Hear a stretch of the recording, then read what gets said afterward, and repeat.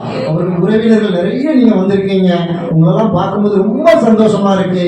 அவங்களுடைய அத்தியாயங்களை எப்படிலாமோ நீங்க பார்த்துருக்கலாம், நாங்களும் எப்படிலாமோ பார்த்துருக்கலாம். இந்த நாளையிலிருந்து நான் ஒரு காரியத்தை சொல்லுகிறேன். இது முடிவல்ல, இது ஒரு சிறிய துவக்கம். அல்லேலூயா. இதனுடைய முடிவுகள் இன்னும் பெரிதாக இருக்கிறது.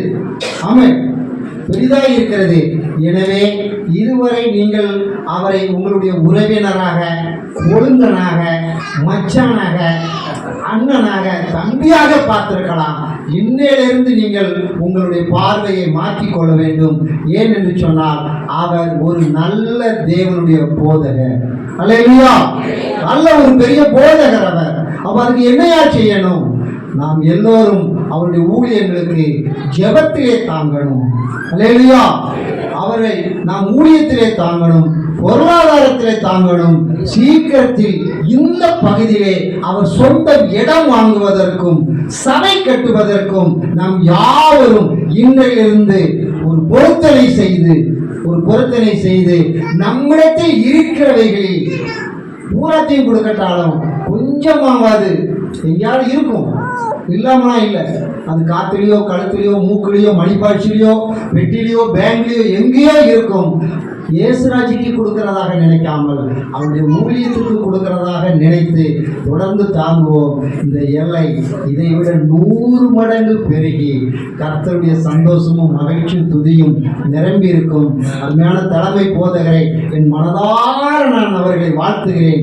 ஏன் என்று சொன்னால் இந்த அருமையான ஊழியக்காரருக்காக அவர்கள் பட்ட பிரயாசங்கள், அவர்கள் ஜெயித்த ஜெபங்கள், அவர்கள் பண்ணின பிரயாணங்கள் எனக்கு நன்றாய் தெரியும். எனவே நான் இங்கே வரும்போது நினைச்சேன், கிட்டத்தட்ட இது நான் போதகரோடு நான் 5வது தடவை என்னமோ இந்த பகுதி இந்த என்ன ஒரு பெரிய ஒரு சாயல்புரம் ஊழியத்திற்கு அவர்களுக்காக தலைவர் வந்த பொழுது இது நான் அவர்களோடு 5வது முறை இந்த இடத்திற்கு வருகிறேன்.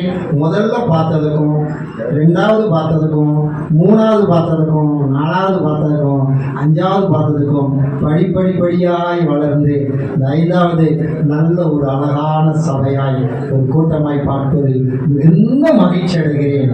கர்த்தருடைய சத்தமும் கர்த்தருடைய சித்தமும் எப்பொழுதும் இந்த இடத்திலே நிரம்பி நிறைவாய் இருக்கும் என்று வாழ்த்துகிறேன். கர்த்தர் ஆசீர்வதிப்பாராக.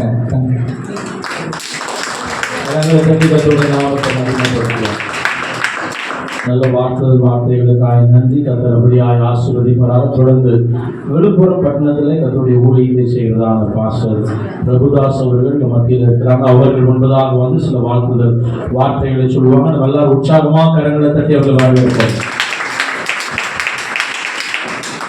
கர்த்தருடைய பரிசுத்த நாமத்துக்கு ஸ்தோத்திரம். அதற்கு எல்லா ஊழியக்காரர்களும் இயேசு நாமத்தினால நேரத்திலே ஒரு வசனத்தை மாத்திரம் வாசிக்கிறேன். யாத்திராகமம் 3ஆம் அதிகாரம் 7ஆம் 8ஆம் வசனம். யாத்திராகமம் 3ஆம் அதிகாரம் 7ஆம் 8ஆம் வசனம்.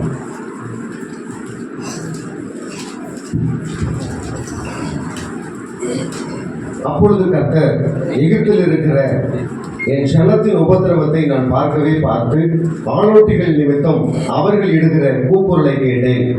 அவர்கள் படுகிற வேதனைகளையும் அறிந்திருக்கிறேன். அவர்களை எகிப்தியரின் கைக்கு விடுதலையாகவும் அவர்களை அந்த தேசத்திலிருந்து நீக்கி கானானியரும், ஏத்தியரும், எமோரியரும், பெரிசியரும், ஏவியரும், எபூசியரும் இருக்கிற இடமாகிய பாலும் தேனும் ஓடுகிற நலமும் விசாலமுமான தேசத்தில் கொண்டு போய் சேர்க்கவும் இறங்கினேன்.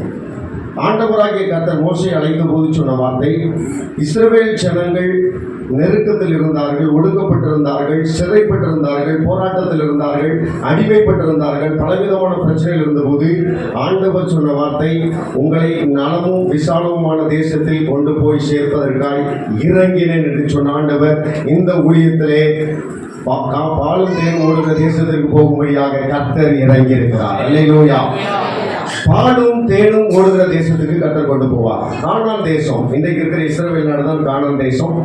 அந்த தேசத்தை குறித்து பாலும் தேனும் ஓடுகிற தேசம் என்று சொல்லுவோம். நான் சின்ன பையனாக இருக்கும்போது 4ஆம் கிளாஸ் 5ஆம் கிளாஸ் படிக்கும் போதுலாம் இப்போ இருக்க பிள்ளைங்க மாதிரிலாம் விவரம் இல்லை, சாதா வளர்க்குற பாசனம் தான் போயிட்டு இருந்தோம். இப்போ அடிக்கடி பிரசங்கம் பண்ணும்போது பாஸ்டர் சொல்லுவாங்க பாலும் தேனும் ஓடுகிற தேசம்னு சொல்லும்போது நான் நினைப்பேன் ஆற்றுல ஓடுற மாதிரி பாலும் தேனும் ஓடும் போலன்னு நினச்சிருப்பேன். இப்போ உள்ள பிள்ளைங்க ரொம்ப விவரம் இப்போ தெரியல எனக்கு. ஆனா பாலும் தேனும் ஓடுகிற தேசம் என்பது என்ன? என் பையன் வந்து போன வாரத்தில் கேட்டான், அப்பா பாலும் தேனும் ஓடுகிற தேசம்னா என்னன்னு.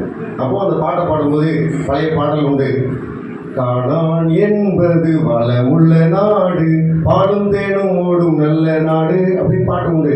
ஆனால் இப்போ பாடுற பாட்டு நிறைய வாயிலே புரிய மாட்டேங்குது, யாருக்கும் தெரிய மாட்டேங்குது. அப்போ கானான் என்பது வளமுள்ள நாடு, பாலும் தேனும் ஓடுகிற நாடு. பால் என்பது எதற்கு அடையாளம் என்றால், பழைய நாட்களில் ரெண்டு தொழில் தான் இருந்துச்சு, இன்னைக்கு நிறையா இருக்கு. பழைய நாட்களில் இருக்கிற ரெண்டே தொழில், ஒன்று விவசாயம், இன்னொரு கால்நடை வளர்ப்பு. அப்போ பாலும் தேனும் ஓடுகிற நாடு என்றால், பால் என்றால் கால்நடை வளர்ப்பிலே ஒரு பெரிய ஆசீர்வாதம். தேன் என்றால், தேன் எங்கே போவோம்? அதிகமான பூக்கள் இருக்கிற இடத்துக்கு தான் தேன் போவோம். அப்போ செழிப்பு, விவசாயத்திலே செழிப்பு. ஆண்டவர் சொன்ன வார்த்தை என்ன? கால்நடைகளில் ஒரு செழிப்பு, விவசாயத்திலே ஒரு செழிப்பு, அப்படிப்பட்ட தேசத்துக்கு கொண்டு போவேன் என்று சொன்னார். அதே போல இந்த ஊழியத்திற்குரிய கானான் எது? இதுதான் கானான் தேசம். இந்த பகுதியை சுற்றி இருக்கிற ஜனங்களை கர்த்தர் பொருளாதாரத்தில் ஒரு செழிப்பை கொடுத்து நெருக்கத்தில் இருக்கிற ஜனங்களை விடுதலையாக்கும்படியாக கர்த்தர் இறங்கி இருக்கிறார். அந்த திட்டத்தின்படி பரம கானானுக்கினராய் பாஸ்டர் ஜேசுராஜை கொண்டு அவருடைய மனைவியை கொண்டு ஊழியத்தை கொண்டு கர்த்தர் நடத்துவார் என்று வேத வசனத்தின் மூலம் வார்த்தைகளை கர்த்தர் உங்களை ஆசீர்வதிப்பார். கர்த்தருடைய நாமத்தை மகிமைப்படுத்துவோம். நிச்சயமாகவே பாலும் தேனும் ஓடுகிறதான பரம கானானுக்குள்ளாய் கர்த்தர் இந்த சபையை கொண்டு அநேக ஆத்துமாக்களை இந்த இடத்துல ஆயத்தப்படுத்த உண்மையுள்ளவராக இருக்கிறார். ஒரு அலையா சொல்லுங்களேன், அல்லேலூயா. கர்த்தர் நல்லவர். தொடர்ந்து நம்ம மத்தியிலே நாகர்கோவில் பகுதியிலே நம்ம சாலோ புத்திஸ்ட் மிஷன் சபையிலே ஊழியம் செய்கிறதான பாஸ்டர் ஜஸ்டிஸ் அவர்கள் நம்ம மத்தியில் இருப்பது சந்தோஷம். அவர்கள் இப்பொழுது வந்து சில வாழ்த்துதல் வார்த்தைகளை வசனத்திலிருந்து நமக்கு தருவாங்க. நம்ம எல்லாரும் உற்சாகமா கரங்களை தட்டி அவர்களை வரவேற்போமா?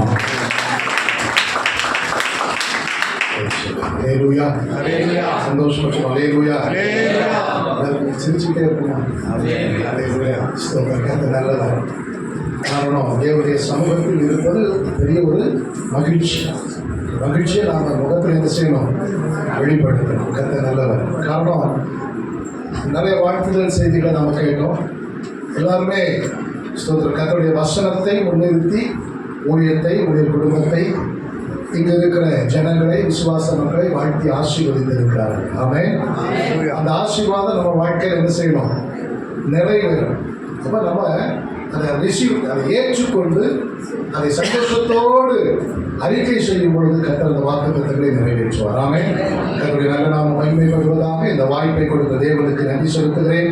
அதுபோல ஸ்தாபனத்துடைய தலைமை போதகர் மற்றும் வந்திருக்கிற எல்லா ஊழியர்களுக்கும் அன்பின் வாழ்த்துக்களை, உங்களுக்கும் அன்பின் வாழ்த்துக்களை தெரிவித்துக் கொள்கிறேன். அல்லேலூயா. ஸ்தோத்திரம். நல்ல ஒரு கிராமத்தில் நல்ல ஒரு ஊழியர் குடும்பத்தை கர்த்தர் கொண்டு வந்து நல்ல ஒரு ஊழியத்தை ஆரம்பிப்பதற்கு கர்த்தர் கிருபை செய்திருக்கிறார். அவருடைய பிரதான நோக்கம் என்ன அப்படின்னா, இந்த பகுதி மக்களை கர்த்தர் நேசிக்கிறார். இயேசு கிறிஸ்துவின் அன்பு இந்த பகுதியில் இருக்கிற எல்லா ஜனங்களுடைய வாழ்க்கையிலே வெளிப்பட்டதனுடைய பிரதிபலிப்பு தான் ஒரு ஆலயத்தை கர்த்தர் கொண்டு வந்திருக்கிறார். பாருங்க, எந்த ஒரு இடமா இருந்தாலும், எந்த ஒரு கிராமமா இருந்தாலும், அந்த கிராமத்துக்குள்ள கர்த்தரை தொழுது கொள்ளுகிற ஒரு ஆவிக்குரிய சபை எழும்பும் என்று சொன்னால் அந்த பகுதி நிச்சயமாக ஆசீர்வதிக்கப்படும் என்பதில் சந்தேகமே இல்லை. அவன் நாங்கள் இருக்கிறது ஒரு கிராமத்துக்குள்ள தான், நாகர்கோவில் பட்டணம். ஆனால் அந்த பட்டணத்துக்குள்ள இருக்கிற ஒரு கிராமத்துக்குள்ள தான் நாங்கள் இருக்கிறோம். நாங்கள் அந்த ஊருக்குள்ள ஊழியத்திற்காக கர்த்தருடைய அழைப்பை ஏற்று சென்ற பொழுது சரியான எந்த ஒரு வசதியும் கிடையாது. நாங்கள் ஆலயத்திற்கென்று இடம் வாங்கி அவன் அந்த இடத்துல ஆலயத்தை கட்டலாம் என்று சொல்லி இருந்த பொழுது எங்களை பார்த்த மக்கள் சொன்னாங்க, இந்த இடத்துக்குள்ள நீங்க ஆலயம் ஆரம்பித்தா ஒரு வளர்ச்சியை காண முடியாது என்று சொன்னார். அல்லேலூயா. ஆனால் எப்பொழுது கர்த்தர் எங்களை அந்த கிராமத்தில் கொண்டு போய் ஒரு ஊழியத்தை ஸ்தாபித்து ஆலயத்தை கட்ட வைத்தாரோ அதற்கு பிற்பாடு அவன் அந்த பகுதி முழுவதற்கும் அவன் ஒரு அடையாளமாக கர்த்தர் எங்கள் ஆலயத்தை மாற்றினார். பாருங்க, அந்த இடத்துல இடம் வந்து விலையே கிடையாது ஆரம்ப காலத்துல. ஆனா இப்போ நாங்க போகும் பொழுது கிட்டத்தட்ட ஒரு சென்ட் வந்து 20,000 ரூபாய் தான். எவ்வளவுவா? 20,000. ஆனா இன்றைக்கு அதே தெருவில் ஒரு சென்ட் இடம் 12 லட்சம் ரூபாய். ஆமென். ஸ்தோத்திரம். கால மாற்றத்தினால உண்டான வளர்ச்சி என்று சொல்லலாம். ஆனால் நாங்கள் நிச்சயமாக நம்புகிறோம், அந்த ஊர்ல இருக்கிற எல்லா மக்களும் சொன்னாங்க, எப்பொழுது இந்த தெருவுக்குள்ள சபை வந்ததோ அப்பொழுது இந்த இடம் ஆசீர்வதிக்கப்பட்டதாய் மாறியிருக்கிறது. அப்ப இந்த பட்டாண்டி வளையில் இருக்கிற மக்களை ஆசீர்வதிப்பதற்காகத்தான் கர்த்தர் இந்த ஊழியர் குடும்பத்தை தரிசனத்தை கொடுத்து அவன் தியாகத்தோடு அழைத்து வந்திருக்கிறார். ராஷ்டிரபதி சொன்னதெல்லாம் கேட்டீங்க. வேத ஞானம் உள்ள ஒரு தெய்வ மனிதன். ஸ்தோத்திரம். வசனத்தை கற்றுக்கொண்டு அதை ஜனங்களுக்கு அவன் சொல்லிக் கொடுக்க வேண்டும் என்கிற வாஞ்சையுள்ள ஒரு தேவ மனிதன். அந்த வாஞ்சை, வசனத்தின் ஆழம் யாருக்குள்ள இருந்தாலும் எல்லாரும் நினைப்பாங்க, ஊழியம் எங்க இருக்கணும், பட்டணத்துல இருக்கணும்னு நினைப்பாங்க. ஆனா பட்டணத்தை நோக்கி பார்க்காம பட்டாண்டி வளையை நோக்கி பார்க்கிறேன். இது கர்த்தருடைய சித்தம், இது கர்த்தருடைய திட்டம். ஆகவே இந்த ஊழியத்தின் மூலமாக, ஊழியர் குடும்பத்தின் மூலமாக இந்த பகுதி நிச்சயம் ஆசீர்வதிக்கப்பட போகிறது. இதற்கு ஆதாரமாக வேதத்திலிருந்து சில வசனங்களை நான் உங்களுக்கு ஞாபகப்படுத்த நான் கர்த்தருக்குள் விரும்புகிறேன். மீகா தீர்க்கதரிசியின் புஸ்தகம் 1077 பக்கத்தை திருப்பிக் கொள்ளுங்க. மீகா தீர்க்கதரிசியின் புஸ்தகத்திலிருந்து சில காரியங்களை நான் சொல்ல வாஞ்சிக்கிறேன். அதில் 4ஆம் மீகா தீர்க்கதரிசி புஸ்தகம் 4ஆம் அதிகாரம் 1 வசனத்தில் சொல்லப்பட்டிருக்கிற வார்த்தை, கடைசி நாட்களில் கர்த்தருடைய ஆலயமாகிய பர்வதம் ஆனாலும் கடைசி நாளில் கர்த்தருடைய ஆலயமாகிய பர்வதங்களின் கொடுமுடியில் ஸ்தாபிக்கப்பட்டு மலைகளுக்கு மேலாய் உயர்த்தப்பட்டிருக்கும். முதல் ஆசீர்வாதம் ஊழியத்திற்கும், ஊழியத்திற்கு வருகிற ஜனங்களுக்கும், இந்த ஊழியத்தை செய்கிற ஊழியர் குடும்பத்திற்கும் கர்த்தர் கொடுக்கிற ஆசீர்வாதம் என்னவென்று சொன்னால், இந்த ஸ்தலத்தை கர்த்தர் பர்வதங்களுக்கு மேலாய் உயர்த்துவார். ஆமென். சந்தோஷமே இல்லை. ஆமென். சபை உயர்த்தப்படுகிறது என்று சொன்னால், கவனிங்க, சபையை கர்த்தர் உயர்த்துகிறார் என்று சொன்னால் சபைக்குள் வருகிற ஜனங்களை அவர் உயர்த்துவார். சபையிலே ஊழியம் செய்கிற ஊழியக்கார குடும்பத்தை கர்த்தர் என்ன செய்வார்? உயர்த்துவார். புரிந்து கொள்ளுங்க, கர்த்தர் எங்களை உயர்த்துவதற்காக, கர்த்தரை மேன்மைப்படுத்துவதற்காகத்தான் இந்த சபைக்குள் எங்களை கொண்டு வந்திருக்கிறார் என்ற சிந்தையோடு தேவ பிள்ளைகளாகி நீங்கள் இணைந்து செயல்படும் பொழுது கர்த்தருடைய வார்த்தையின்படி கர்த்தர் உங்களை நிச்சயமாக உயர்த்துவார். ஆமென். சந்தோஷமா? ஆமென். அப்போ தேவனாகிய கர்த்தர் இந்த சபையை ஆமென் உயர்த்துவார். உயர்த்தப்படும் பொழுது இருக்கிற ஜனங்களாகிய நீங்கள், ஊழியம் செய்கிற ஊழியர் குடும்பம் நிச்சயமாய் உயர்த்தப்படும். அடுத்த அதே வசனத்துடைய பின்பகுதி சொல்லுகிறது, எல்லா ஜாதிகளும் அதனிடத்திற்கு ஓடி வருவார்கள். எங்க ஓடி வருவாங்க? அதினிடம் என்று சொன்னால் எருசலேமாகிய சபைக்குள்ள. கவனி, அவன் ஒருவேளை ஆரம்பம் அற்பமா இருக்கலாம், ஆரம்பத்தில் யாருமே இல்லாம இருக்கலாம், இல்லையென்றால் ஒரு சிலர் இருக்கலாம். ஆனால் வேதம் சொல்லுகிறது, தேவனாகிய கர்த்தர் இந்த சபைக்குள்ளாக ஜனங்களை கூட்டி சேர்ப்பார். சொல்ற ஆரம்பத்துல எண்ணிக்கை குறைவா இருக்குதே அப்படின்னு சொல்லி சோர்ந்து போக கூடாது. ஏன்னா ஆரம்பத்தில் அப்படிதான் இருக்கும். வேதம் சொல்லுகிறது, அற்பமான ஆரம்பத்தை சத்தமா சொல்லுங்க, அசட்டை பண்ணக்கூடாது. அற்பமாய் இருக்கிறவர்களை தேவனாகிய கர்த்தர் அற்புதமாய் மாற்றுகிற தேவன். ஆமென். அப்போ அற்பமாகத்தான் இருக்கும் ஆரம்பம். அந்த அற்பமான ஆரம்பத்திலே நாம் நம்பிக்கையோடு, நாம் ஜெபத்திலே தரித்திருந்தால் கர்த்தர் அநேக ஆத்துமாக்களை சபைக்குள்ளாக எடுத்துக் கொள்வார்.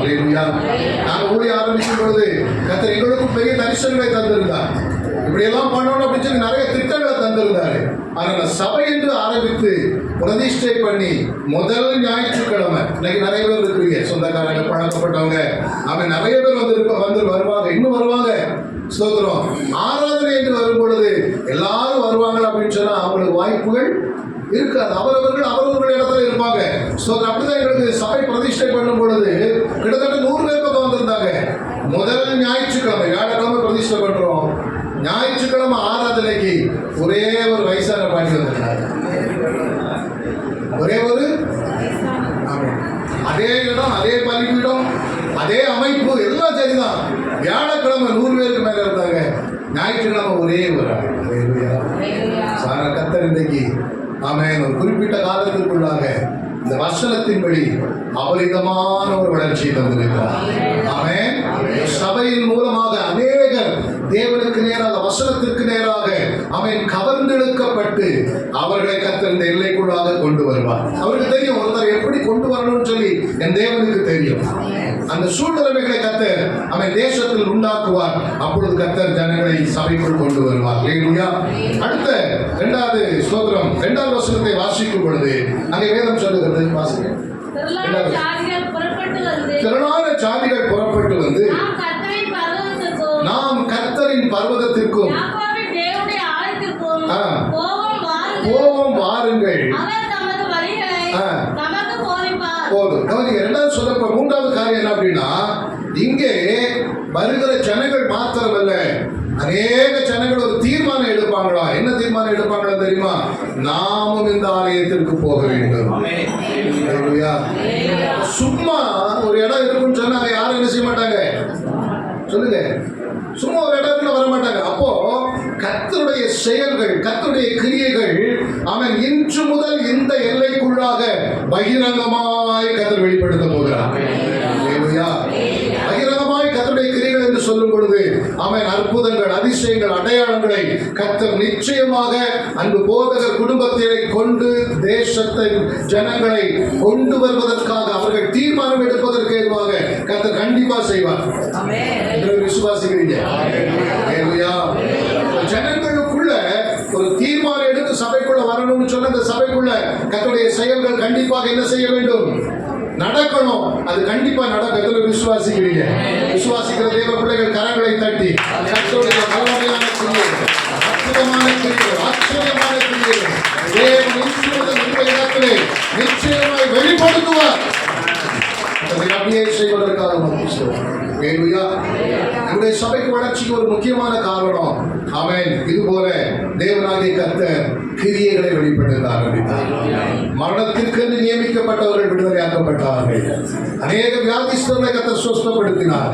அநேகம் ஆயிரம் பிசாசின் கட்டுகளால் அடிமைப்பட்டிருந்த ஜனங்களை கொண்டு வந்தார்கள். அவர்களை கர்த்தர் விடுவித்தார். இப்படிப்பட்ட பகிரங்கமான கிரியைகளை கர்த்தர் வெளிப்படுத்தினது நிமித்தம் வேதம் சொல்லி இருக்கிறபடி ஜனங்கள் நாங்களும் இங்கே வருவோம் என்று தீர்மானம் எடுத்து வர ஆரம்பித்தார்கள். அதனுடைய அடுத்த பகுதியை வாசித்து பார்க்கும் பொழுது என்ன சொல்லப்படுது? கர்த்தர் தமது வழிகளை நமக்கு போதிப்பார் என்று சொல்லப்பட்டது. அப்ப இங்க வரும் பொழுது கர்த்தர் ஸ்தோத்திரம் தமது வழிகளை என்று சொன்னால் ஊழியக்காரர் மூலமாக வருகிற அத்தனை ஜனங்களுக்கும் வசனத்தின் ஆழங்களை, வசனத்தின் அவன் மறைபொருட்களை வெளிப்படுத்த ஆரம்பிப்பார்.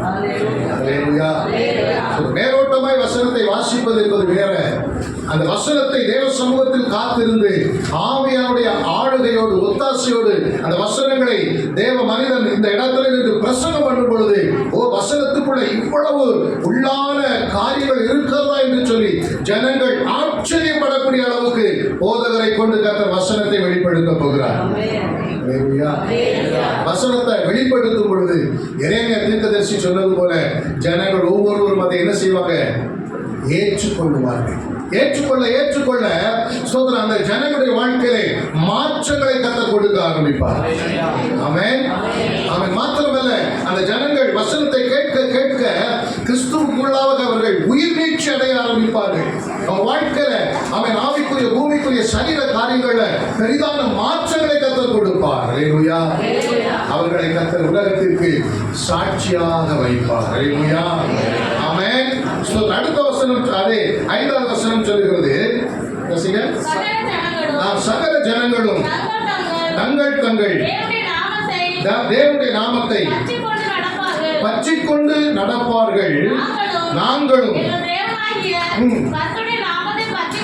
பற்றிக்கொண்டு என்றென்றைக்கும் உள்ள சதா காலங்களில் நடக்கும். இந்த வசனத்துடைய அர்த்தம் என்னன்னா, ஜனங்களை ஆமென் தேவனுக்கு நேராக திருப்புகிற சபையாக இந்த சபையை கர்த்தர் பயன்படுத்த போகிறார். உலகத்தில் இன்னைக்கு பல விதங்களில் ஜனங்களுடைய வழிகள் சென்று கொண்டு இருக்கிறது. அந்த வழிகளை எல்லாம் இந்த சபையிலே கர்த்தர் போதிக்கப்படுகிற வசனங்கள் மூலமாக, கர்த்தர் செய்கிற கிரியைகள் மூலமாக ஜனங்கள் தங்கள் வழிகளை கர்த்தருக்கு நேராக என்ன செய்வாங்க சொல்லுங்க, திருப்புவார்கள். கர்த்தருக்கு நேராக எங்கெங்கோ பாதைகள், விசாலமான பாதைகள் எவ்வளவோ இந்த உலகத்தில் இருக்குது. அதற்கு நேராக ஓடிக்கொண்டிருக்கிற ஜனங்களை தேவனாகிய கர்த்தர் வசனத்திற்கு நேராக, சபைக்கு நேராக கர்த்தர் திரும்ப போகிறார். அல்லேலூயா. அடுத்தவ 9வது வசனத்தை 10வது வசனத்தை நீங்க வாசித்து பார்க்கும் பொழுது அங்கே வேதம் சொல்லுகிறது. அந்த வசனத்தை வாசிங்க. இப்பொழுது சத்தமிட்டு கதறுவானே, ராஜாவானவர் உன்னிடத்தில் இல்லையோ? உன் ஆலோசனைக்காரர் அறிந்து போனார்களோ? பிரசவிக்கிற ஸ்திரீ பிரசவிக்கிற ஸ்திரீக்கு ஒத்த வேதனை உனக்கு உண்டாகும். சீயோன் குமாரத்தியே, பிரசவ ஸ்திரீயை போல அம்பாய்ப்பட்டு பிரசவ ஸ்திரீயை படுகிற வேதனை போல அப்படின்னு எழுதப்பட்டிருக்கு. அர்த்தம் என்ன அப்படின்னா, இந்த சபைக்குள்ளாக இருக்கிற போதகர் குடும்பமும் வருகிற ஜனங்களும் ஆத்துமாக்களை பிறப்பிப்பதற்காக ஒரு பிரசவ காலத்தில் ஒரு பெண் எவ்வளவு வேதனைப்படுவாளோ அதே போல இவர்களும் வேதனைப்படுவார்கள். அர்த்தம் என்னன்னா, தேவ சமூகத்துல ஆத்துமாக்களுடைய ரட்சிப்பிற்காக இந்த சபை கதற ஆரம்பிக்க வேண்டும். உலகத்துல நம்ம பார்க்கிறோம், மனிதர்கள் அவரவர்கள் மனதும் மாமிசமும் விரும்புகிற காரியத்தை முன்னிறுத்தி ஓடிக்கொண்டிருக்கிறார்கள். எங்க ஓடிட்டு இருக்கிறாங்க? மனசும் மாமிசமும் எதெல்லாம் விரும்புவது அதை செய்வதற்காக ஓடிக்கொண்டிருக்கிறார்கள். அதை பார்க்கிற போதகருடைய குடும்பத்திலும் இங்கே வந்து கர்த்தரை ஏற்றுக்கொண்டு கர்த்தருடைய வசனத்தின்படி வாழ தீர்மானம் எடுத்த பிள்ளைகளும் அவர்களை பார்க்கும் பொழுது உள்ளம் உடைக்கப்படுவார்கள். உள்ளம் உடைக்கப்பட்டு ஒரு பிரசவ வேதனைப்படுகிற ஸ்திரீ எவ்விதமாய் வேதனைப்பட்டு அழுவாளோ அதே போல அந்த ஆத்துமாக்களுடைய மீட்பிற்காக அந்த ஆத்துமாக்கள் கர்த்தருக்கு நேராக திரும்புவதற்கு ஏற்பாக சபைக்குள் ஒரு அழுகையின் குரல் எழுப்ப ஆரம்பிக்க. இந்த அழுகையின் குரலின் நிமித்தமாக பரலோகம் அந்த ஜனங்களை தூக்கி எடுக்கும். அந்த ஜனங்களை கர்த்தர் உள்ள என்ன செய்வாரு சொல்றேன். இதனுடைய அர்த்தம் என்னன்னா, அநேகருடைய ரட்சிப்பிற்கு காரணமாய், அநேகருடைய விடுதலைக்கு காரணமாய் இந்த சபையை கர்த்தர் வருகிற நாட்களிலே பயன்படுத்த போகிறார். அனைவரும் சொல்லிடுவாங்க, இவங்க எல்லாம் ரட்சிக்கப்பட மனைவி புருஷனை பார்த்து புருஷனை குறித்து சொல்லுகிற சாட்சி எப்படி இருக்கும்? இவெல்லாம் பிள்ளைகளை பார்த்து பிள்ளைகளை நினைச்சு சொல்லுவாங்க, இவங்கெல்லாம் இல்லை இல்லை இல்லை இல்லை, அந்த யாரெல்லாம் இல்லைன்னு சொல்றீங்களோ, முடியாதுன்னு சொல்றீங்களோ அத்தனை பேரை கர்த்தர் சபைக்குள்ள கொண்டு வருவாங்க.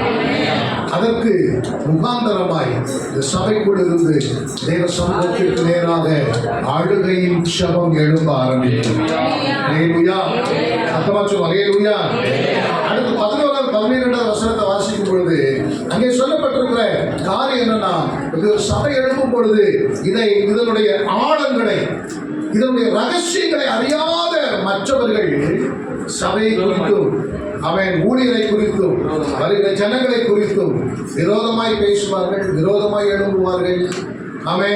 தீமையான வார்த்தைகளை பேசுவார்கள், அவதூறான வார்த்தைகளை பேசுவார்கள். இது நிச்சயம் நடக்கும்.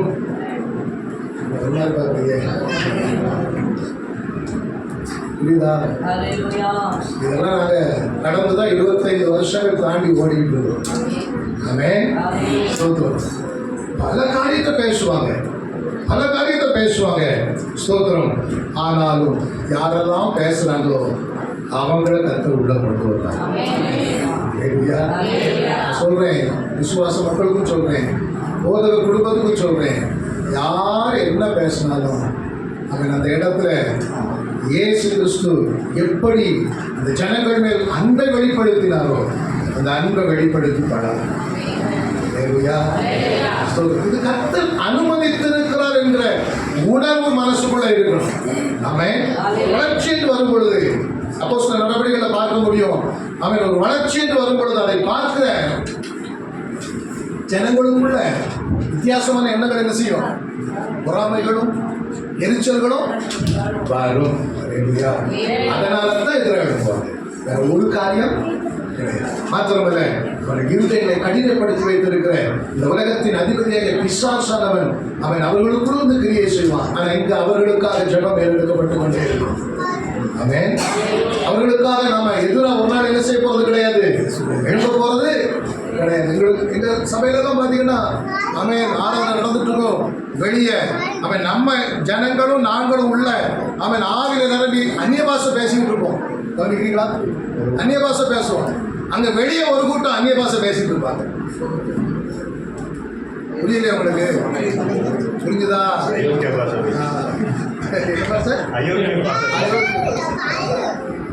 பயங்கரமா பேசுவாங்க பாருங்க. ஒரு நாள் ஆராதனை நடந்துட்டு இருக்கும்போது அவன் இதை போல ஷீட்டு சிமெண்ட் ஷீட்டு போட்டிருந்தோம். இவ்வளவு பெரிய கள்ளத்துக்கு ஷீட்டுக்கு மேல போட்டான். கர்த்தருடைய கிருபையினால ஆமென் அந்த நேரத்தில் கர்த்தர் இந்த சிமெண்ட் சீட்டை ஆமென் இரும்பு சீட்டை மாற்றினால கண்ணு உடஞ்சி உள்ள உடனே சீட்டு உடஞ்சி உள்ள உடனே ஆமென் எழுப்புவாங்க. சபைக்கு வருகிற மக்கள்கிட்ட நிறைய காரியத்தை சொல்லிக் கொடுப்பாங்க. சாதகமா இல்லை பாதகமா சொல்லிக் கொடுப்பாங்க. நாம பயப்படக்கூடாது. அவர்களிடத்துல நாம கோபம் படக்கூடாது, எரிச்சல் படக்கூடாது, எந்த காரியமும் செய்யக்கூடாது. அவர்களுக்காக தேவ சமூகத்தில் முழங்கால் படியிடும் பொழுது கர்த்தர் அவர்களை பிள்ளை கொண்டு வருவார். புரிந்து கொள்ளணும்.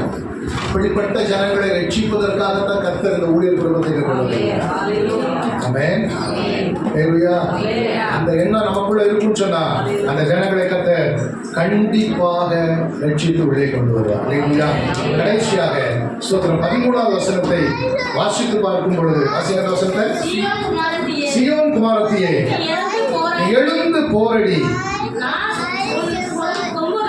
உன் கொம்புகளை இரும்பும் உன் குழம்புகளை வெண்கலமும் ஆக்குவேன். நீ அநேக ஜனங்களை ஒதுக்கி போடுவாய். அவர்கள் தேடி சேர்த்ததை நீ கர்த்தருக்கென்றும் அவருடைய ஆஸ்தியை பூமிக்கெல்லாம். இதனுடைய அர்த்தம் என்னன்னா, வருகிற ஜனங்களை கர்த்தர் பட்டை தீட்டுவார். என்ன தீட்டுவாரு? கோலார் தங்கமையிலிருந்து எடுக்கிற அந்த தங்கம் என்று சொல்லப்படுகிறத இங்க கொண்டு வச்சா யாரும் என்ன செய்ய மாட்டோம் சொல்லுங்க. அநேக கழிப்புகள் வேஸ்ட் நிறைய இருக்கும், நிறைய தேவையில்லாத பொருட்கள் சேர்ந்து இருக்கும். அதை ஸ்தோத்திரம் குடமிடுவார்கள் என்று நாம் அறிந்திருக்கிறோம். அதை சுத்தப்படுத்துவார்கள். அதுபோல இந்த சபைக்குள் வருகிற ஒவ்வொரு ஜனங்களையும் கர்த்தர் சுத்திகரித்துக் கொண்டே கரடு முரடா இருக்கிறவங்க தான் கர்த்தர் இன்னும் கொண்டு வருவாரு. வசனம் என்ன சொல்லுது? நீதிமான்களை அல்ல பாவிகளை ரட்சிக்கத்தான் கிறிஸ்து இயேசு இந்த உலகத்தில் வந்தார். இயேசு கிறிஸ்து தேடி சென்ற அவன் மனிதர்கள் மனுஷனுடைய அனுபவங்களை பார்க்கும் பொழுது அவர்கள் பாவிகள் தான். கைபலமாக விபச்சாரத்தில் பிடிப்பட்டவர்கள், ஆமென் ஒன்றுக்கும் மேற்பட்ட கணவனை வைத்திருந்தவர்கள், அப்படிப்பட்டவங்களை தான் தேடி போய் கர்த்தர் வந்து சந்தித்தார். சகையை தேடி போனார். ஆமென். நீதிமான்களை அல்ல பாவிகளை தேடி வந்த இயேசு கிறிஸ்து இந்த சபைக்குள்ள பாவிகளை கொண்டு வருவார். அவர்களுக்குள் மறைந்திருக்கிற ஸ்தோத்திரம் நல்ல மனிதர்களை உலகம் பார்க்கல, இயேசு. அதனால அவங்க உள்ள கொண்டு வருவாரு. கொண்டு வந்து அந்த நல்ல குணங்களை மறைத்து வைத்திருக்கிற அசுத்தங்கள் ஆகாதவைகள் எல்லாம் வச்சு கர்த்தர் ஒன்னொன்னா ஒவ்வொரு நாள் என்ன செய்ய ஆரம்பிப்பாரு? மாற்ற ஆரம்பிப்பார். மாற்றும் பொழுது அவர்கள் பட்டை தீட்டப்பட்ட அழகான தங்கமாய் இருப்பார்கள். சத்தமா சொல்லுகிறேன். ஒரு நாள் கர்த்தர் சொன்னாரு, ஒரு குடும்பத்தை நான் கொண்டு வர போறேன் அப்படின்னா மனைவியோட பேசுறேன். தோனி ஸ்தோத்திரம் கொண்டு வர போற அந்த குடும்பத்துடைய நிலைமை என்ன, அந்த குடும்ப தலைவருடைய நிலைமை என்னன்னு சொல்லி கர்த்தர் முதல்ல பேசிட்டாரு பாருங்க. ஸ்தோத்திரம் அதே போல கர்த்தர் கொண்டு வந்தாரு. வரும்பொழுது எப்படி தெரியுமா அந்த மனுஷன் வந்தா? ஸ்தோத்திரம் சாய்பாபா முடி பார்த்துருக்கீங்களா? எப்படி இருக்கும்? ஒரு சின்ன மரத்துக்கு மூடுல பெரிய இலைகள் படர்ந்து அப்படி இருக்கும். அதே போல ஸ்தோத்திரம் வரும்பொழுதே ஒரு முக்கா போதையில வந்தா பாருங்க. கர்த்தர் சொல்லிட்டார், அவன் இப்படிதான் வருவான்னு சொல்லிட்டார். அந்த குடும்பத்தை ஏற்றுக்கொண்டு அந்த குடும்பத்திற்கு சொல்ல வேண்டிய ஆலோசனைகளை சொல்லி அந்த குடும்பத்தை வசனத்துக்கு நேராக படிப்படியாக வழி நடத்தினோம். சோதரன் தேவ சமூகத்தில் சாட்சியா சொல்றேன், அந்த குடும்பத்தை இன்றைக்கு சபைக்கு ஒரு தூணாய் கத்தர் மாற்றி ஏன் அப்படின்னா உள்ள கொண்டு வந்த கத்தை பட்டை தீட்டுவார். ஆகாத குணங்களை ஒன்னொன்னா என்ன செய்வாரு சொல்லுங்க, அழிச்சுவார். அப்படிப்பட்ட மாற்றப்பட வேண்டிய ஜனங்கள் லட்சங்கள் சுற்றிலும் இருக்கிறார்கள். அவர்களை கர்த்தர் நிச்சயமாக இந்த சபைக்கு நேராக வழி நடத்த போகிறார். அதான் சொன்ன ஆரம்பம் அற்பம், முடிவிலே ஒரு பெரிய வளர்ச்சியை அவன் இயேசு கிறிஸ்துவின் வருகைக்கு முன்பாக கர்த்தர் அந்த ஊழியத்தை கொடுக்க போகிறார். அதனால பாஸ்டர் யேசுராஜ் என்ன செய்திடக்கூடாது, ஆட்களிலேயே ஊழியத்தை நடத்துவதற்கு பொருளாதார வேண்டிய குடும்பத்தை எதையும் பார்க்கக்கூடாது. ஆபிரகாமை குறித்து வேதம் சொல்லுகிறது, வானத்தையும் பூமியை உண்டாக்கின சர்வ வல்லமுள்ள தேவனுக்கு நேராக இந்த இடத்துல தினந்தோறும் வந்து முழங்கால் போட்டு கரங்களை விரித்தார். ஆத்துமாக்களை கொள்ளை பொருளாக உள்ள என்ன செய்வாரு கொண்டு வருவார். ஆமென். மந்தை பெருகுகிறது போல கர்த்தர் இந்த சபையை நிச்சயம் பெருக பண்ணுவார். ஆமென். எல்லா ஊழியக்காரர்களும் வாழ்த்துறாங்க, சொந்த இடத்தை கர்த்தர் சீக்கிரத்தில் என்ன செய்வாரு. ஆமென். போகிறார் கண்டிப்பா தருவார், கண்டிப்பா தருவாரு. சொந்த இடத்துல சுதந்திரமாய் ஆராதிப்பதற்கு ஆரம்பம் இப்படிதான் இருக்கும், ஒரு வேளை அற்பமாகத்தான் இருக்கும், குறைந்த எண்ணிக்கையில தான் இருக்கும், எல்லாமே குறைவா தான் இருக்கும்.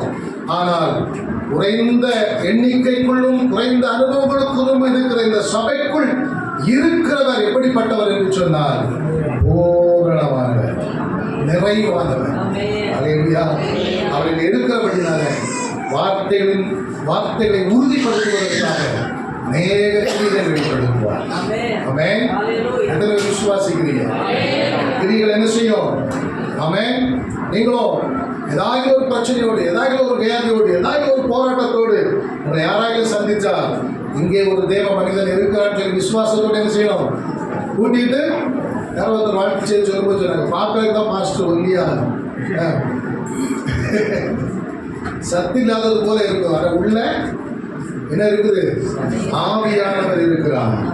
அவர் பலத்த காரியங்களை இந்த போதகர் மூலமாக தேசத்தில் வெளிப்படுத்துவார், உங்களுக்கு வெளிப்படுத்துவார்.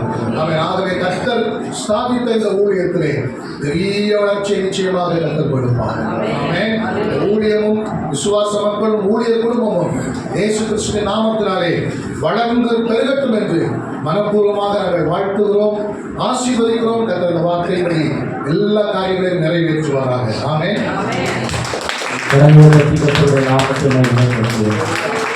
நல்ல வாக்குத்தத்தமான தீர்க்க தரிசனமான நல்ல வசனங்களுக்காய் தேவாதி தேவனை ஸ்தோத்திரிக்கிறேன். அல்லேலூயா. இப்பொழுதும் ஒரு சாட்சியை கேட்க போகிறோம். உண்மையான பாஸ்டர் இயேசுராஜ் இங்கே வந்து சாட்சி சொல்ல இருக்கிறார்கள். அதுக்கு முன்பதாக 2 காரியங்கள் நினைவுக்கு வந்தபடினால இதை சொல்ல விரும்புகிறேன். அருமையான பாஸ்டர் ஜெயசுராஜ், பாஸ்டர் அருள்ராஜ் அப்படியே தகப்பனார் அகலக்கட்டு என்கிறதான கிராமத்தில் அவங்க மறித்திருந்த சமயத்தில் நாங்கள் போதவரோடு கூட பாஸ்டர் யோகன் ராஜா அவர்களோடு கூட கடந்து சென்ற பொழுது அவர்கள் அந்த இடத்துல போய் அந்த துக்கத்தை விசாரித்து விட்டு திரும்பி வரும்போது அங்கே இருந்ததான அவருடைய தகப்பனுடைய வீட்டார் எல்லாரும் அருமையான தலைமை போகிற இடத்துல சொன்னது, அப்போ இவங்க ரொம்ப இதோட இளம் வயதில் இருந்தாங்க. ஐயா, உங்களை நம்பி தான் நாங்கள் விட்டுக்கிறோம், எங்கள் பிள்ளைங்களை பார்த்து கொள்ளுங்க அப்படின்னு சொன்னாங்க. அல்லேலூயா. அது மாத்திரமல்ல, அவருடைய தாயார் அருமையான சதஸ் அவங்க என்னிடத்துல அடிக்கடி 2 மாதத்துக்கு 3 மாதத்துக்கு தான் ஃபோன் பண்ணுவாங்க. ஃபோன் பண்ணும்போது சொல்லுவாங்க, ஐயாவை நம்பி தான் விட்டுருக்கோம், ஐயாட்ட சொல்லுங்க, நம்ம 2 பேரையும் எப்படியாவது உருவாக்கிடணும், 2 பேரையும் ஊழியம் செய்ய வச்சிடணும்னு சொல்லி 2 பிள்ளைகளையும் ஸ்தாபனத்தில் பொறுப்பாக இருக்கிறதான தலைமை போகிற இடத்துல அவங்க அர்ப்பணித்தார்கள். அதுபோலவே இந்நாள் வரையில் அந்த 2 பேரையும் விசாரித்து அவருடைய நன்மைகளை விசாரித்து எப்படி இருக்கிறாங்க, என்ன செய்வாங்க, என்ன செய்யணும், அவங்களுடைய சேவைகள் என்ன, அவங்களுடைய காரியங்கள் என்ன என்பதை விசாரித்து அருமையான தாபரத்தின் தலைமை போதனை கொண்டு கர்த்தர் நடத்தி வருகிறார். அல்லேலூயா. கர்த்தருக்கே இதில் மகிமையும் கனமும் உண்டாகட்டும். தொடர்ந்து நமக்கு இருக்கிற பாஸ்டர் இயேசுராஜ் அவர்கள் வந்து சில சாட்சிகளை சொல்லி கர்த்தருடைய நாமத்தை மகிமைப்படுத்துவாங்க. நம்ம எல்லாரும் உற்சாகமாக கரங்களை தட்டி அவர்களை வரவேற்போம். நாமும் மகிமைப்படட்டும். இப்படிப்பட்ட கிருபைகளை கொடுத்த, இப்படிப்பட்ட நிலைகளை ஒரு மாற்றத்தை கொடுத்த தேவாதி தேவனுக்கு நான் நன்றி செலுத்த விரும்புகிறேன். என்னுடைய தாயாரை இந்த காரியங்கள்லாம் நடக்கும் பொழுது அடிக்கடி நான் சொன்ன ஒரு காரியம் என்ன அப்படின்னா, எங்கள் அம்மா கடைசி வரைக்கும் நானும் என்னுடைய தம்பியும் இந்த கஷ்டப்படுகிற அந்த காரியங்களையே பார்த்துட்டு இருந்தாங்க. 2 வருஷத்துக்கு முன்பதாக என்னுடைய தாயார் இலைப்பாறுதலுக்கு உள்ளாக போவதற்கு முன்பதாக சொன்ன காரியம், ஆத்மாக்கள் உனக்கு வந்துட்டாங்க ஐயா, ரொம்ப அவளோடு கேட்டாங்க. ஆனாலும் அந்த டயத்தில் வரல. ஆனாலும் நாங்கள் செஞ்சுட்டு இருந்தோம். எல்லா காரியங்களுமே அவங்க உன்னிப்பாக ஊழியத்தில் எல்லா காரியங்களுமே விசாரிப்பாங்க. சாப்பாடு காரியத்திலிருந்து எல்லா விஷயத்தையுமே. ஏன்னா மாதத்தில் ஒரு டைம் தான் கறி எப்பமா தான் எடுப்போம். அவ்வளோ ஒரு நெருக்கடி. ஆனால் என் மனைவிட்ட எங்கள் அம்மா போனப்பட்டு இன்னைக்கு என்ன சமையல் சாலமுக்கு என்ன சாப்பாடு கொடுத்தீங்க கேர் பண்ணிக்கிட்டே இருந்தாங்க. அதெல்லாம் மறக்க முடியாது. எங்களுக்காக உபவாசம் இருந்து பல மணி நேரங்கள் சபையிலேயே செலவிட்ட என்னுடைய தாயார் இல்லை என்பது எங்களுக்கு வருத்தமாக இருக்குது. அவங்க எல்லாம் பார்த்துருந்தாங்கன்னா இன்னும் நல்லா இருந்திருக்கும். மற்ற காரியங்கள் சொல்லணும் அப்படின்னு சொன்னால் ரத்ன சுருக்கமாக சில காரியங்கள் சொல்ல விரும்புகிறேன். 7 வயசில் எனக்கு 7 வயதாக இருக்கும் பொழுது என்னுடைய தம்பி ஆக்சிடென்ட்டில் இறந்து போனான். மறுபடியும் கிறிஸ்மஸ் அன்னைக்கு தாய் தகப்பனார் பிரிஞ்சாங்க. அப்புறம் என்னுடைய தலைமை சபையில் என்னைய ஹாஸ்டலில் விட்டுருந்தாங்க. அப்போ 3 வருஷம் நான் ஹாஸ்டலில் படித்தேன். அப்புறம் எங்கள் அப்பாட்ட அப்புறம் போனேன். அங்கே ஒரு 5 ஆண்டுகள் அங்கே இருந்தேன். அங்கே இருக்கும் பொழுது என் வாழ்க்கையில் ஒரு பெரிய மாற்றம் எங்கள் அப்பாவால். தென்காசி தெப்பக்குளத்துக்கு என்னைய கூப்பிட்டு போனாங்க ஒரு எஸ்ஐ வீட்டுக்கு. அப்போ கூப்பிட்டு போயிருக்கும் பொழுது அந்த எஸ்ஐ சொன்ன விஷயம் என்ன ரொம்ப பாதிச்சது. உங்கள் அப்பா எனக்கு மூத்த பிள்ளை மாதிரி அப்படின்னாங்க.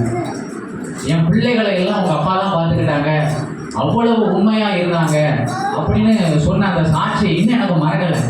தெப்பக்குளம் கிட்ட அவங்க வீடு இருக்குது. பேரெல்லாம் மறந்துட்டேன், ஆனால் வீடு கரெக்டாக ஞாபகம் இருக்குது. அப்போ அவங்க சொன்ன காரியம், அவன் தான் எனக்கு உங்கள் அப்பா தான் எனக்கு மூத்த பிள்ளை அப்படின்னு. அப்போ நான் மைண்டில் நான் மனசில் நினச்ச ஒரு காரியம் என்னென்னா, எங்கள் அப்பாவே இப்படி பேர் வாங்கியிருக்கிறாங்களே, இவ்வளோ உண்மையாக இருக்கிறாங்களே, நம்மளும் இதே மாதிரி உண்மையாக இருக்கணும், நம்முடைய குணங்கள்லேயும் மாற்றம் இருக்கணும் அப்படின்னு சொல்லி. அப்போ எனக்கு வெறும் 10 வயசு 11 வயசு தான் இருக்கும். இன்னும் ஞாபகம் இருக்குது. அப்புறம் என்னுடைய 5 வருஷம் கழிச்சு எங்கள் அப்பாட்ட இருந்து எங்கள் அம்மா கிட்ட திருப்பி வந்தேன். எங்கள் அம்மா 7ஆம் படிக்கும் போதே சொன்னாங்க, உனக்கு ஊழிய அழைப்பு இருக்குது, வந்துருனாங்க.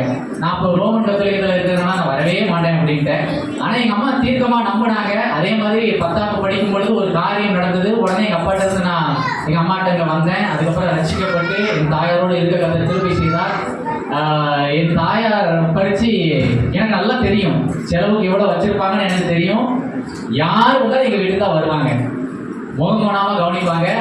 எங்கள் அம்மா இருக்கிறத வச்சு யாரையும் கைமாற்றும் வாங்க மாட்டாங்க, கடன் கேட்டது கிடையாது. இருக்கிறத வச்சே அட்ஜஸ்ட் பண்ணி சமாளித்து போகிறத என் கண்ணால் பார்த்துருக்கிறேன். அருமையான பாஸ்டர் சொன்னது போல் இந்த சாப்பாடு விஷயங்களும் அவங்க சொன்னாங்க. அதே மாதிரி நாங்கள் இருந்தது எங்களுடைய தாய் மாமாவுடைய இடத்துல தான் ஒரு குடிசை போட்டு தான் இருந்தோம்.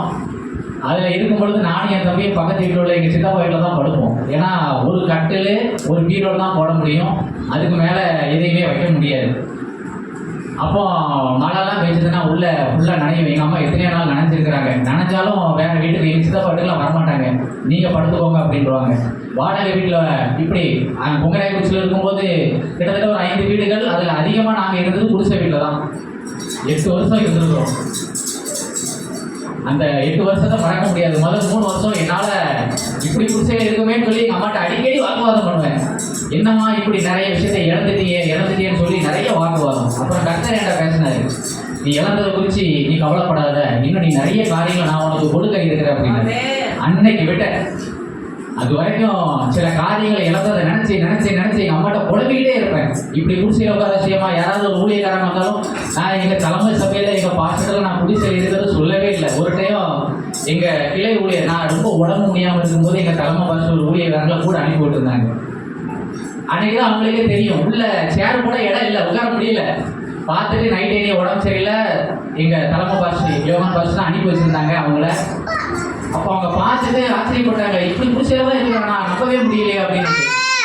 இப்படியாக அங்கே இருந்தோம். அதுக்கப்புறமாட்டு திருமண காரியத்தில் தான் நாங்கள் வேறு வீடு மாறினோம். அதில் எங்கள் மாமாவை குறித்து நான் சொல்ல விரும்புகிறேன். நாங்கள் குடிசை வீட்டிலேருந்து அப்போ தான் வீடு மாற போகிறோம். எனக்கு பொண்ணு கொடுத்த என்னுடைய மாமனார் குடிசை வீட்டில் இருக்கிறத பார்த்து சம்மதிச்சாங்க. எத்தனை பேர் இப்படி சம்மதிப்பாங்கன்னு எனக்கு தெரியல. நாங்கள் அலைன்ஸ்லாம் நிறைய ஒரு பக்கம் மூவ் பண்ணும்பொழுது சொன்ன காரியம், அப்போ நான் டீச்சிங்கில் தீவிரமாக இருந்தேன். அப்போ சபை ஊழியம்லாம் ஆரம்பிக்கலை. அந்த காலகட்டத்தில் எல்லாருமே சபை இருக்கான்னு தான் கேட்டுட்டு இருந்தாங்க. சொந்த வீடு இருக்கா, சபை இருக்கா, ரெண்டுமே கிடையாது. அப்போ அப்படி எல்லாம் ரிஜெக்ட் ஆகிட்டே இருந்தது. அந்த சூழலில் ஒரு ஊழியக்காரர் என்னை பார்த்து சொன்னாங்க, என் தோளில் கைப்பட்டு சொன்னாங்க, நீ சபை ஊழியம் பார்த்தா உனக்கு ரெக்கமெண்ட் பண்ணிடுவேன், நீ சபை ஊழியம் பண்ணலை, அதனால உனக்கு நான் உங்களை பொண்ணு பார்க்கவே சொல்லலை. தோல்ல கையை போட்டு அவங்களாம் சொன்ன விஷயம் சொல்லி ஒரே மாசத்துல சம்பந்தம் தேடி வந்துச்சு எனக்கு. என்னுடைய மனைவியினுடைய அத்தை அங்கெல்லாம் கட்டி கொடுத்துருக்கு. அவங்க என்னை 3 வருஷம் வாட்ச் பண்ணியிருக்காங்க. புதுச வீட்டில் இருக்கிறோம், எல்லாத்தையும் விசாரிச்சிருக்காங்க. எங்கள் சொந்தக்காரங்க எல்லா சரௌண்டிங்கில் நான் யார்கிட்ட நெருக்கமாக இருக்கணும் எல்லாத்தையும் விசாரிச்சிருக்கிறாங்க. விசாரிச்சுட்டு அதுக்கப்புறம் மட்டும் எங்கள் மாமாட்ட சொல்லியிருக்கிறாங்க, உண்மையாக இருக்கிறாங்களா அது போதும், வீடு எப்போனாலும் நம்ம இது பண்ணிக்கலாம், இடம் இல்லைன்னா என்ன பரவாயில்ல, ஊழியம் செய்கிறாங்க உண்மையாக இருக்காங்களா, நம்ம என் பொண்ணை நான் கொடுக்க ரெடியாக இருக்கேன் அப்படின்னு சொன்னாங்க. இந்த மாதிரி திருமண காரியங்கள் ரொம்ப ஆச்சரியமாக இருந்தது. இன்னும் சொல்ல போனால் இந்த கிழமை பாசம் முன்னிட்டு நடத்தினாங்க. என்னுடைய தாயார் ஒரு விதவை தாயார் முன்னிட்டு நடத்தியிருக்கோம். யோவான் 2ஆம் அதிகாரத்தில் காணா ஒரு கல்யாணத்தில் எப்படி மரியாள் இயேசுனுடைய தாயார் முன்னிட்டு நடத்தினாங்களோ அதே போல என்னுடைய தாயார் முன்னிட்டு நடத்தினாங்க. ரொம்ப ஆச்சரியமா இருந்துச்சு. ஏன்னா எனக்கெல்லாம் திருமணமே நடக்காது அப்படின்லாம் நிறைய பேர் சொன்னாங்க. எல்லா வச்சும் கத்தர் மாற்றினாங்க. அதெல்லாம் கேட்கும்பொழுது எனக்கு ரொம்ப கஷ்டமா இருக்கும். சில பண காரியங்கள்லாம் சொல்லியிருக்கிறாங்க. நான் எப்போதுமே அப்புறம் நான் பைபிள் காலேஜ் ஃபர்ஸ்ட் இயர் படிக்கும்பொழுது என் வாழ்க்கையில் அடுத்த ஒரு டைம் ஜாய் கிறிஸ்டியன் இந்த அக்கா சொன்ன சாட்சி, யோபக்காவுடைய மூத்த மகளுடைய என்கேஜ்மெண்ட்ல அவங்க சொன்ன ஒரு காரியம், பணத்தை இழந்தால் அது ஒரு இழப்பல்ல, ஆரோக்கியத்தை இழந்தால் சிறு இழப்பு, குணத்தை இழந்தால் நீ எல்லாவற்றையும் இழந்ததற்கு சமம் அப்படின்னாங்க. அப்போ மனப்பாடம் ஆச்சு. அது அப்படியே இங்கிலீஷ்லேயும் சொன்னாங்க. கேரக்டருடைய வேல்யூ எங்கள் அப்பாட்ட இருந்து படித்தேன். கேரக்டருடைய முக்கியத்துவம் அன்னைக்கு அவங்க சொல்லும் பொழுது ரசிக்கப்பட்டதுக்கு அப்புறம் என்ன அப்படி பாதிச்சு. அன்னையிலிருந்து இன்னைய வரைக்கும் என்னால் முடிந்த அளவுக்கு பாஸ்டர் சொன்னது போல யாரு தப்பு அப்படின்னு சொன்னாலும் நான் சொல்லிடுவேன். அது 100% உண்மைதான். ஆனா இன்னொரு பக்கம் பார்த்தீங்க அப்படின்னா என்னை நம்பி சில காரியங்களை செய்ய முன்னெடுக்கிறதுக்கு காரணம் என்ன அப்படின்னா, இவர் ஏமாத்த மாட்டாரு, இவர்கிட்ட நம்ம கொடுத்தோம் அப்படின்னா அது கரெக்டா இருக்கும் அப்படிங்கிற சில காரியங்களை செய்யறதுக்கு காரணம் என்ன அப்படின்னா உண்மைத்தன்மை. நான் முடிஞ்ச அளவுக்கு முயற்சி பண்ணிட்டு இருக்கிறேன். இன்னும் அதிகமாக உண்மையா இருக்க நான் பிரயாசப்படுறேன். என்னுடைய தலைமை பாஷை தான் நான் அதிகமாக சொல்லணும். ஏன் அப்படின்னா ஊழியத்துக்கு வந்ததுக்கு அப்புறம் அம்மா கிட்ட இருந்தேன். கல்யாணம் முடிச்சு 2 வருஷம் கழிச்சு திருப்பி நாங்கள் புதுக்கோட்டைக்கு போனோம். அங்கேயும் என்னால் ஊழியம் செய்ய முடியல. 6 மாதம் இருந்தேன். அப்புறம் தாளமுத்து நகர் வீடு சரியாக அமையலன்னு தாளமுத்து நகர் போனோம். பயங்கர இருக்க ஒத்த ரூபு தான் இருக்கும்.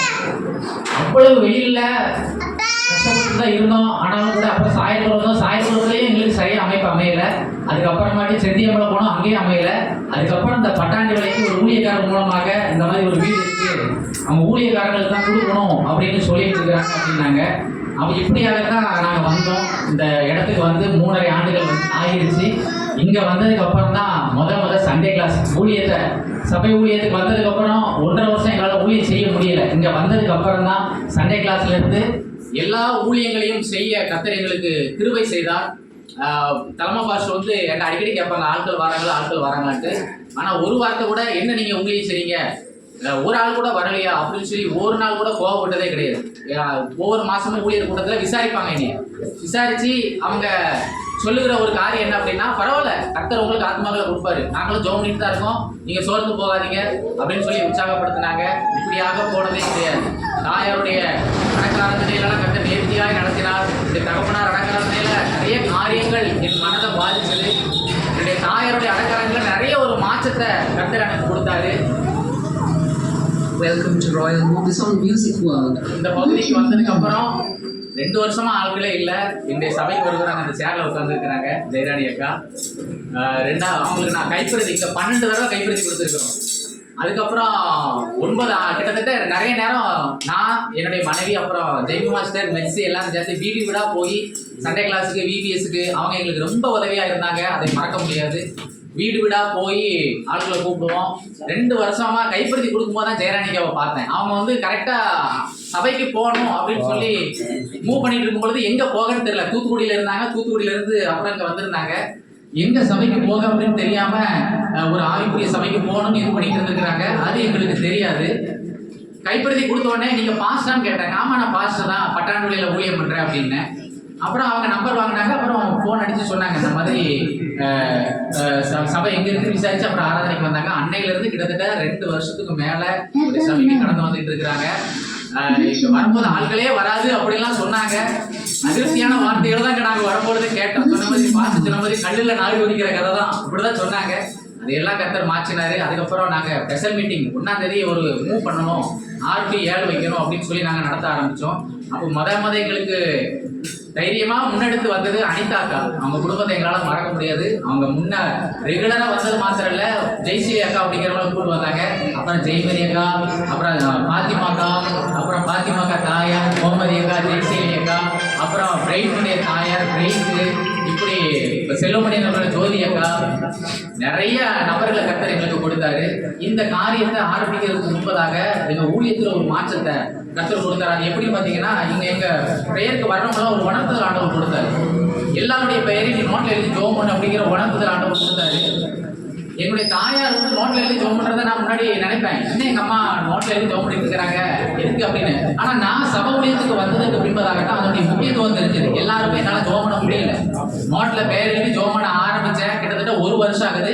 இந்த 1 வருஷத்துல அவங்க வாழ்க்கையும் பார்க்கிறேன், எங்களுடைய ஊழியர்களையும் நிறைய மாற்றத்தை கர்த்தர் கொடுக்குறாரு. இந்த கட்டிட காரியத்தை நான் இப்ப சொல்லி முடிக்க விரும்புகிறேன். இதை ஆரம்பிக்கிறதுக்கு முன்பதாக எங்க தலைமை போதவர் சொன்னது, எப்படியாவது நீ இடம் வாங்கிடணும், இடம் வாங்கி நீ வீடு கட்டணும், இந்த சர்ச்சை கட்டணும், இந்த வருஷத்துல நீ நம்ம ஸ்தாபனத்துல நீ இடம் வாங்கணும்டா அப்படின்னாங்க. அப்போ எனக்கும் நிறைய காரியங்கள பிரயாசப்பட்டுட்டே இருக்கிறேன். இன்னொரு பக்கம் பாத்தீங்க அப்படின்னா, எங்க பிரான்ச்ல இந்த வருஷத்துல 4 பேர் இடம் வாங்கியிருக்கிறாங்க.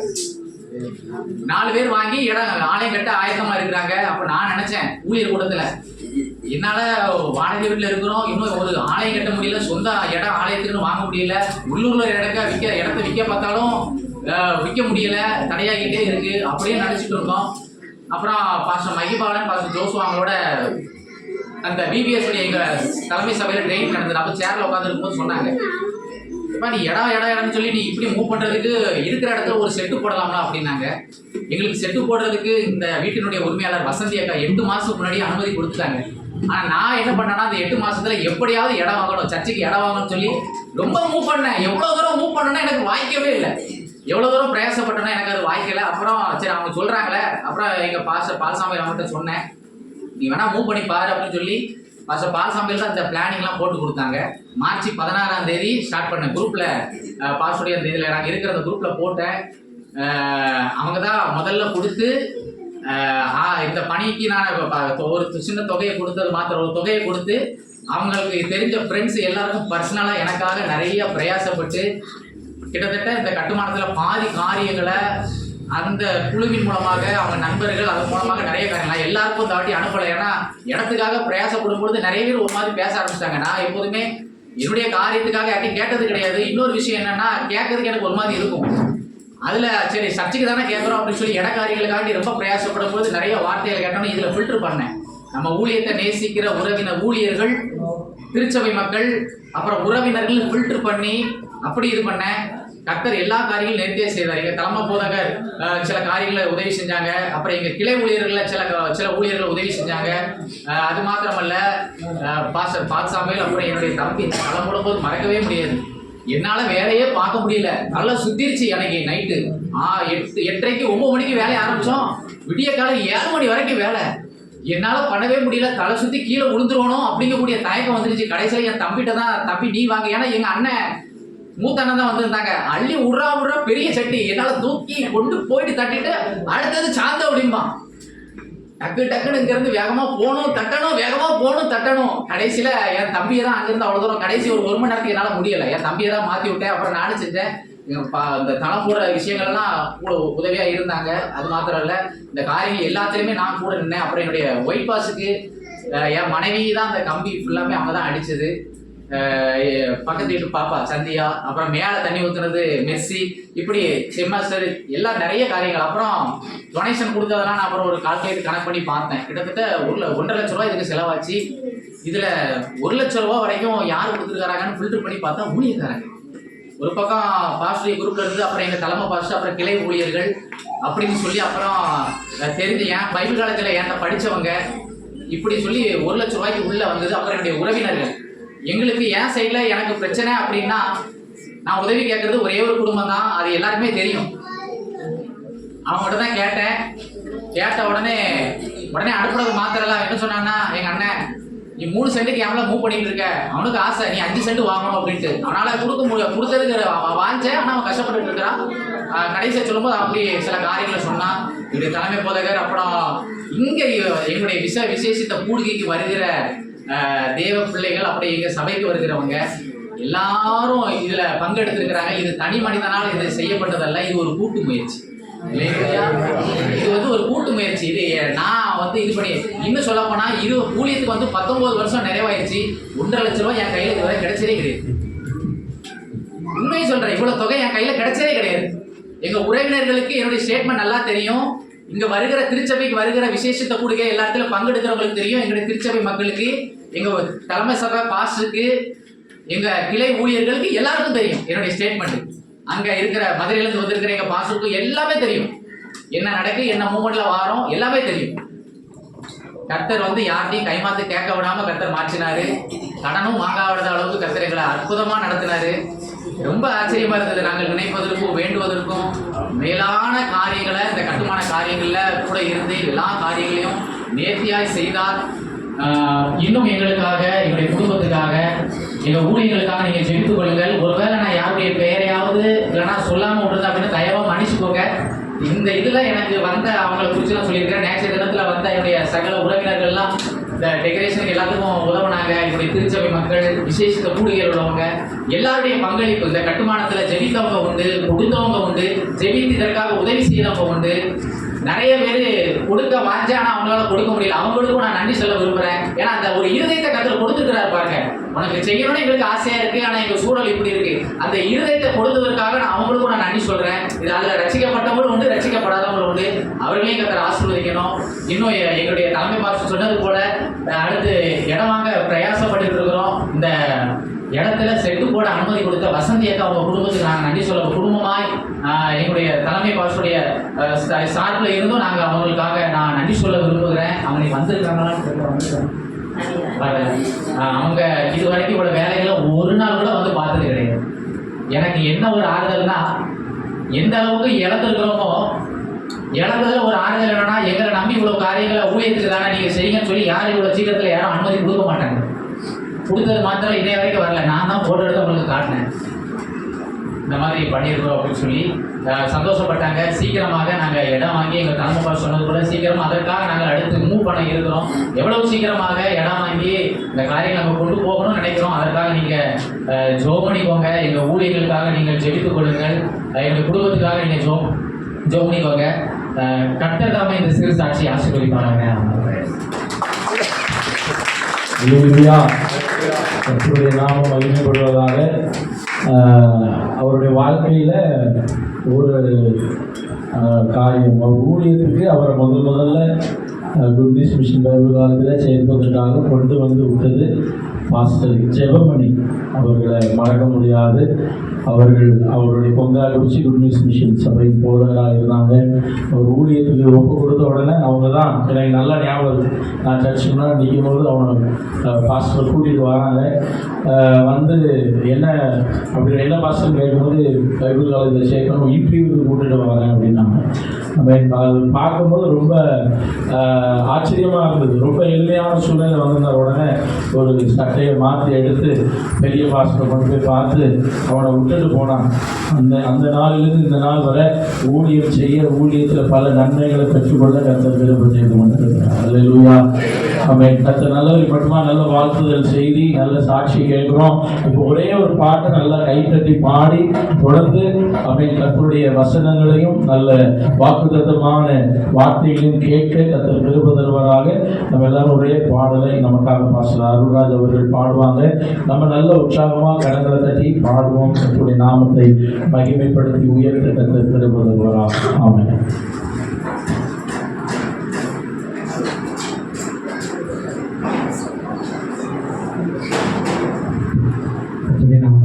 நமக்கு தெரிந்த ஒரு பாடலை பாடி கர்த்தருடைய நாமத்தை மேம்படுத்துவோமாக.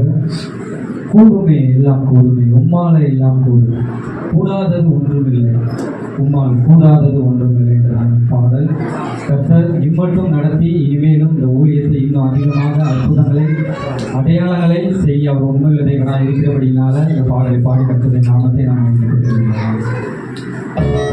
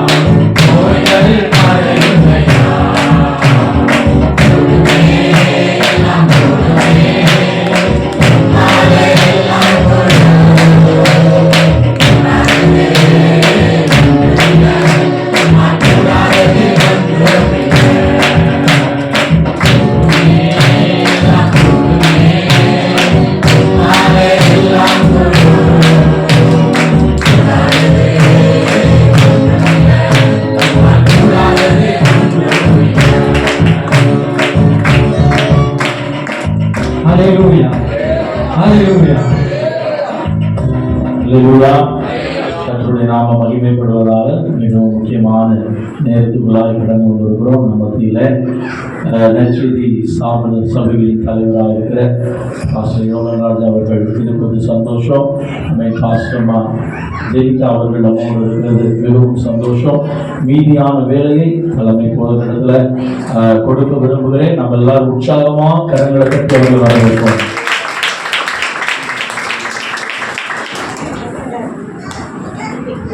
கர்த்தருடைய பரிசுத்த நாமம் மகிமைப்படுவதாக. நல்ல நேரத்திலே உங்கள் மக்கள் நின்று கொஞ்ச நேரம் தான் சரிங்களா? ஏற்கனவே டைம் போட்டுருக்குறாங்க 10 மணிலேருந்து 1 மணி வரைக்கும் சொல்லி ஆரம்பித்ததே 10:30 மணிக்கு தான் ஆரம்பித்தோம். சரியாக 1 மணிக்கு முன்பதாகவே முடிந்து விடுவேன். ஏன்னா வருஷம் வெயில் கூடிக்கிட்டே போகுது, வெக்க அதிகரித்து கொண்டே இருக்கிறது. ஸ்லோகம் திரும்ப கரண்ட் வந்தது, அதற்காக கத்திரிக்கு தோற்றுறோம். நல்ல ஸ்லோகம். இந்த வேலையே இங்கே இருக்கிறதான எல்லாரை விட நான் ரொம்ப சந்தோஷமாக இருக்கிறேன். கத்தர் ஆசீர்வதிப்பாராக. குறிப்பாக மதுரையிலிருந்து வந்திருக்கிற நன்மையான 2 ஊழியர்களை கத்தர் ஆசீர்வதிப்பாராக. அவர்கள் செய்ததான ஜெபத்திற்காக கத்தருக்கு ஸ்தோத்திரம். அவர்கள் பலரிடத்தில் சொல்லி இந்த ஊழியத்தை இப்படியாய் செய்வதற்கு அவர்கள் உதவி செய்திருக்கிறார்கள். அவர்கள் 2 பேருக்காக கொடுத்த ஒவ்வொருத்தரையும் கத்தர் ஆசீர்வதிக்கும்படியாக நல்ல கை தட்டி கத்தர்.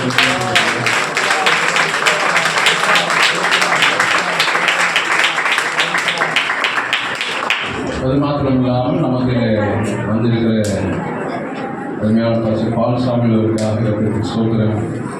கத்தர் ஆசீர்வதிப்பாராக. என்னோடு கூட வந்திருக்கிற பாஸ்டர் ஜோஷு அவர்களுக்காக ஸ்தோத்திரம். பாஸ்டர் சாமியல் அவர்களுக்காக ஸ்தோத்திரம். கன்னியாகுமரியில் வந்திருக்கிற பாஸ்டர் ஜஸ்டிஸ் அவர்களுக்காக ஸ்தோத்திரம். என்னுடைய துணைவியாக வந்திருக்கிறாங்க, அவர்களுக்காக கத்தருக்கு ஸ்தோத்திரம். ஆமாம், அருமையான பாஸ்டர் ஜேசுராஜ் அவருடைய கூட பிறந்த சொந்த தம்பி பாஸ்டர் அருள்ராஜ் ஊழியத்தில் இருக்கிறாரு. ரொம்ப சந்தோஷம். அதுபோல் கோயில்பட்டியிலிருந்து குர்மியஸ் மிஷன் ஊழியர்களுடைய பாஸ்டர் பாஸ்டர் ஆண்டனி ராஜ் அவர் நமத்தில் இருக்கிறார். ரொம்ப சந்தோஷம். இவர்களுக்காக ஒரு விஷயம் கூட நல்லா கேட்டுட்டு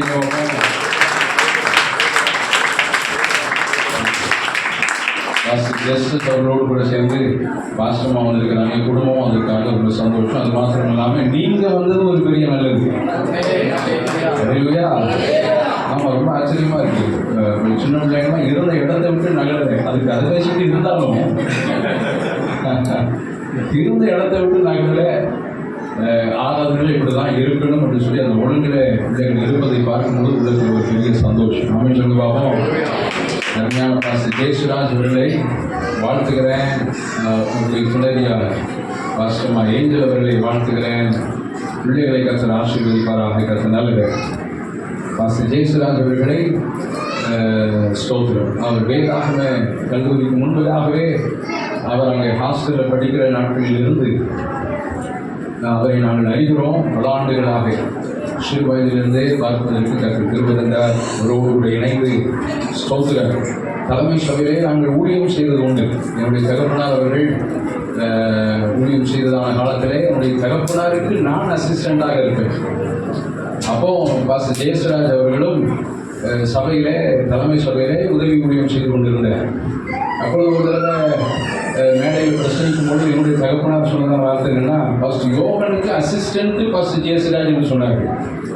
அப்போ நான் வீட்டில் போய் சொன்னேன், நானே உங்களுக்கு அசிஸ்டண்ட்டு, எனக்கு எதுக்கு அசிஸ்டண்ட்டு, தேவையில்லை அப்படின்னு சொல்லும்போது, இல்லைடா உன் மூலமாய் கர்த்தரை உருவாக்குவார் என்று சொல்லி நல்ல வார்த்தைகளை சொன்னார்கள். அதற்காக நான் கர்த்தரை துதிக்கிறேன். பாஸ்டர் ஜெயசுராஜ் அவரை கர்த்தர் ஆசீர்வதிப்பாராக. கற்றுக் கொடுத்த நல்ல அழைப்புக்காக நான் கர்த்தரை துதிக்கிறேன்.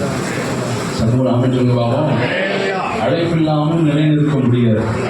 ஸோ அழைப்பிலே உறுதியாக நிலைநிற்க இதுவரைக்கும் கற்றுக் கொடுத்த தெய்வீக ஞானத்திற்காக நான் கர்த்தரை துதிக்கிறேன். அருமையான ஊழியர்கள் சொன்னது போல இந்த இடத்திலே ஊழியம் செய்வதற்கு நல்ல ஞானமுள்ள போதகரை, வேத ஞானமுள்ள போதகரை கர்த்தர் தந்திருக்கிறார்.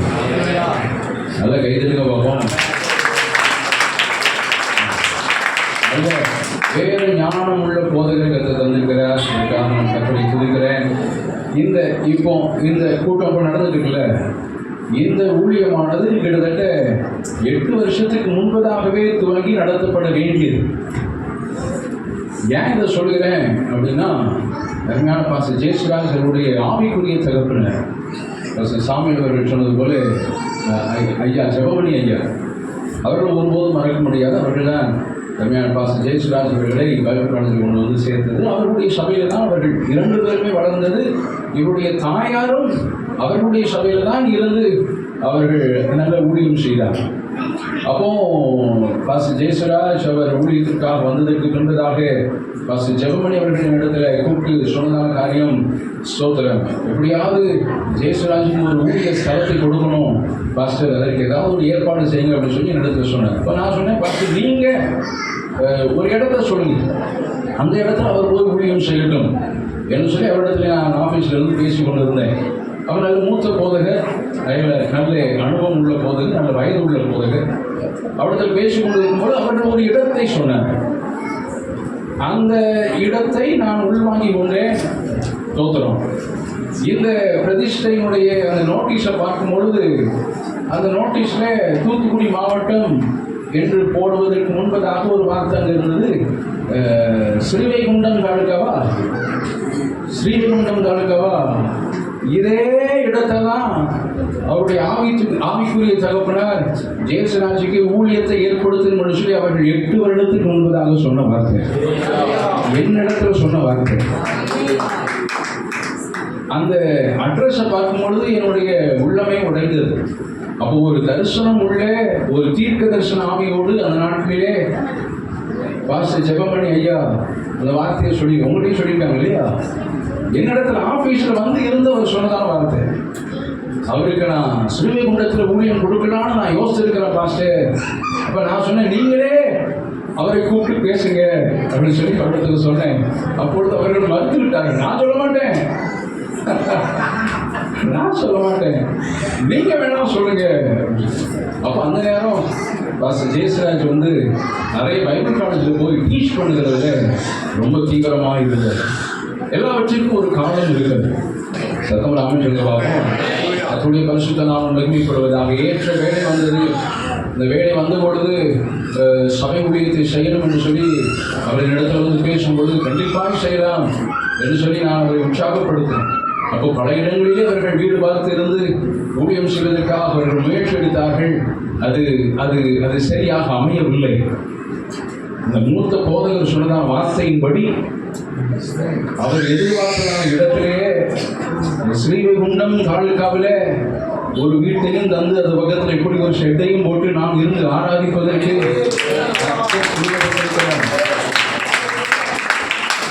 கர்த்தர் எவ்வளவு நல்லவர் என்பதை சிந்திக்கிறேன். சத்தமில் அமைஞ்சிருவாகும். ஆமாம், ஆவிக்குரிய தகப்பனுடைய உள்ளத்தில் உள்ளதான வாழ்க்கை மாத்திரம் அல்ல, இவருடைய தாயார் செய்ததான ஜெபம் துளியளவு கூட வீண் போகலே. அதற்காக நான் கர்த்தரை துதிக்கிறேன். இன்னும் அதிகமாக இந்த இடத்துல கர்த்தர் எடுத்து பயன்படுத்துவாராக, சொந்த இடத்தை தருவாராக. இது ஆரம்பமான ஒரு காரியம்தான். போக போக கர்த்தருடைய மகிமை இறங்குகிறதை இந்த ஊழியத்திலே கர்த்தருடைய ஸ்தோத்திரம் அற்புதங்கள் அடையாளங்கள் வெளிப்படுகிறது. நிச்சயமாய் வரக்கூடிய நாட்களில் காண்பதற்கு கர்த்தர் அனைவருக்கும் தந்து நடத்துவாராக. சத்தோடு அமைஞ்சுள்ளவாகும். அதிக நேரம் எடுத்துக்கொள்ள விரும்பல. சில வார்த்தைகளை மாத்திரம் சங்கீத பகுதியிலிருந்து அருமையான குடும்பத்திற்கும் வந்திருக்கிறவர்களுக்கும் ஆசீர்வாதமான வார்த்தையை சொல்ல விரும்புகிறேன்.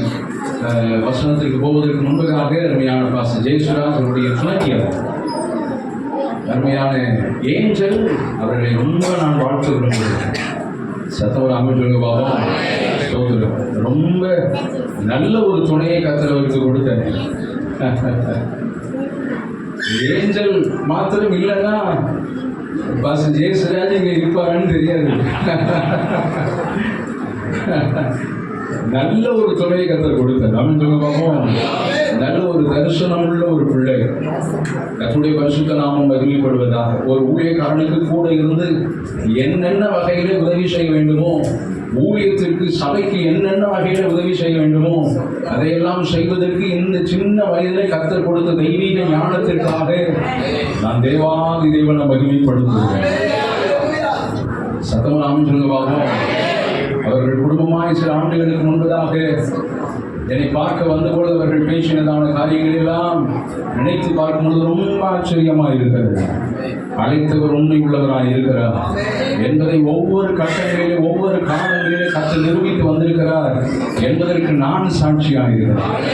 சத்தம் நாமம் சொல்லுவாக எடுத்துக்கொள்ளலாம். சங்கீதத்தின் புஸ்தகம் 84ஆம் சங்கீதம். சங்கீதத்தின் புஸ்தகம் 84ஆம் சங்கீதம்.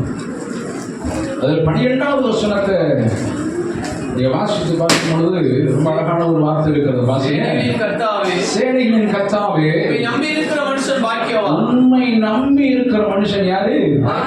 பாக்கியவான். அருமையான ஒரு குடும்பம் கர்த்தரை நம்பி வாழ்வதற்குரிய தெய்வீக கிருபையை ஞானத்தை கர்த்தர் தந்ததற்காக நான் கர்த்தரை அவருடைய தாயார் ஒரு புரட்சி செய்கிற ஒரு ஒரு ஒரு உபவாச ஜெபத்தை அவர்கள் செய்தாலும் தாயாரை நம்புவதை விட இவர் கர்த்தரை நம்பினார். ஆகையினால கர்த்தர் ஆசீர்வதித்து இருக்கிறார். ஆமென் சொல்லுங்க பாப்போம். உலகத்தில் மனிதனை நம்புவதற்காக கர்த்தர் நம்மை ரட்சிக்கவில்லை. கர்த்தர் நம்மை ரட்சித்ததற்கு ஒரு நோக்கம் இருக்கிறது. கர்த்தர் நம்மை வேறுபடுத்ததற்கு ஒரு நோக்கம் இருக்கிறது. கர்த்தர் நம்மை தெரிந்து கொண்டதற்கு ஒரு நோக்கம் இருக்கிறது. இயேசு நம்மை அபிஷேகித்திருப்பதற்கு ஒரு நோக்கம் இருக்கிறது. பரிசுத்த ஆவியானவர் நம்மை சத்திய பாதையில் நடத்துவதற்கு ஒரு நோக்கம் இருக்கிறது. சத்தம் நாமே சொல்ல பாப்போம்.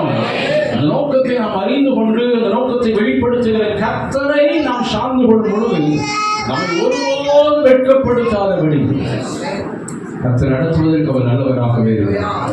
சத்தம் நாமே சொல்ல பாப்போம். ஜெயசராஜ் அவர்களுக்கு ஒரு வார்த்தை நான் சொல்ல விரும்புகிறேன்.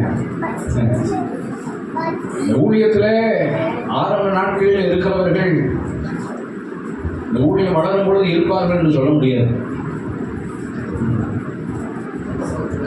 இந்த ஊழியத்தின் ஆரம்ப நாட்களிலே இருக்கிறவர்கள் இந்த ஊழியம் வளர்ந்து வரும் பொழுது அவர்கள் இருப்பார்கள் என்று சொல்ல முடியாது. ஆனால் அந்த ஊழியத்தை ஆரம்பித்தவர் உங்களோடு கூட இருப்பார். ஊழியத்தை ஆரம்பித்தவர் உங்களோடு கூட இருப்பார். சத்தம் சொல்லி பார்ப்போம். ஏன்னா ஆரம்பத்தில் இருக்கும் பொழுது இந்த ஊழியம் வளர்றது அவங்களுக்கு ஒரு பெரிய நெருடலாகவே இருக்கும். என்னடா நம்ம மூலமாக ஆரம்பிக்கப்பட்டது, நம்ம மூலமாக துவங்கப்பட்டது, இப்பொழுது இடம் வாங்கியாச்சு, சபை கட்டியாச்சு, அப்போ பெரிய அளவில் வளருதே அப்படின்னு அவர்களால் என்ன செய்ய முடியாது, ஜீரணிக்க முடியாது. உண்மையாக இருக்கிறவர்களுக்காக நான் கர்த்தரை துதிக்கிறேன். சத்தம் அமைச்சர் பார்ப்போம். என்னுடைய திருச்சபையிலே பாளையங்கோட்டையிலே ஆரம்பிக்கும் பொழுது இருந்த விசுவாசி இப்பொழுது இருக்கிறாங்க. அவங்களுடைய பெயர் நாச்சியார் அம்மான்னு சொல்லிட்டு அந்த அம்மாவுக்கு வயசு 102 வயது. இன்றும் அவர்கள் ஜீவனோடு இருக்கிறார்கள். சபைக்கு உண்மையான சாட்சியாக இருக்கிறாங்க. சத்தம் அமைச்சர் பார்ப்போம். ஆரம்பத்தில் என்று சொல்லும் பொழுது எல்லாரையும் சொல்லலை, ஒரு சிலரை சொல்லுகிறேன். அது உங்களுக்கு போகும்பொழுது காலங்கள் ஓடும் பொழுது சொல்கிற வார்த்தை என்னது என்பது உங்களுக்கு நன்றாய் புரியவர். கர்த்தருடைய பரிசுத்த நாமம் மகிமைப்படுவதா, கர்த்தருடைய நாமத்தை மகிமைப்படுத்துவதற்கு தொடர்ந்து நல்ல சாட்சிகளை கர்த்தர் தருவாரா? அவன் சொல்ல பார்ப்போம்.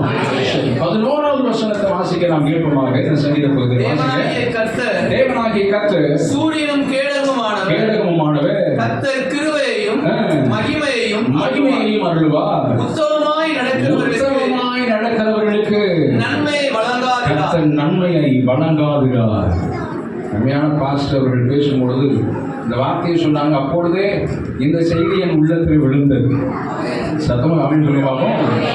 உத்தமமாய் நடக்கிறவர்களுக்கு கர்த்தர் நன்மையை வழங்காதுகிறார். அப்படின்னு சொல்லி பார்ப்போம். ஊழியத்தில் அது ரொம்ப அவசியம், தேவையான ஒன்று.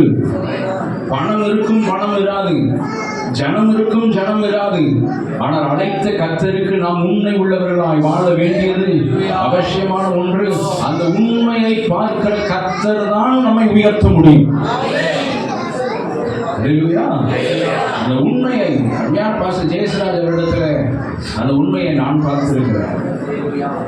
பல ஆண்டுகள் எங்களுடைய இங்கிலீஷ் மிஷன் கத்தீட்ரல் சர்ச்சில் அவர் உதவி ஊழியம் செய்திருக்கிறார். பணத்தில் ரொம்ப உண்மையான பையன்.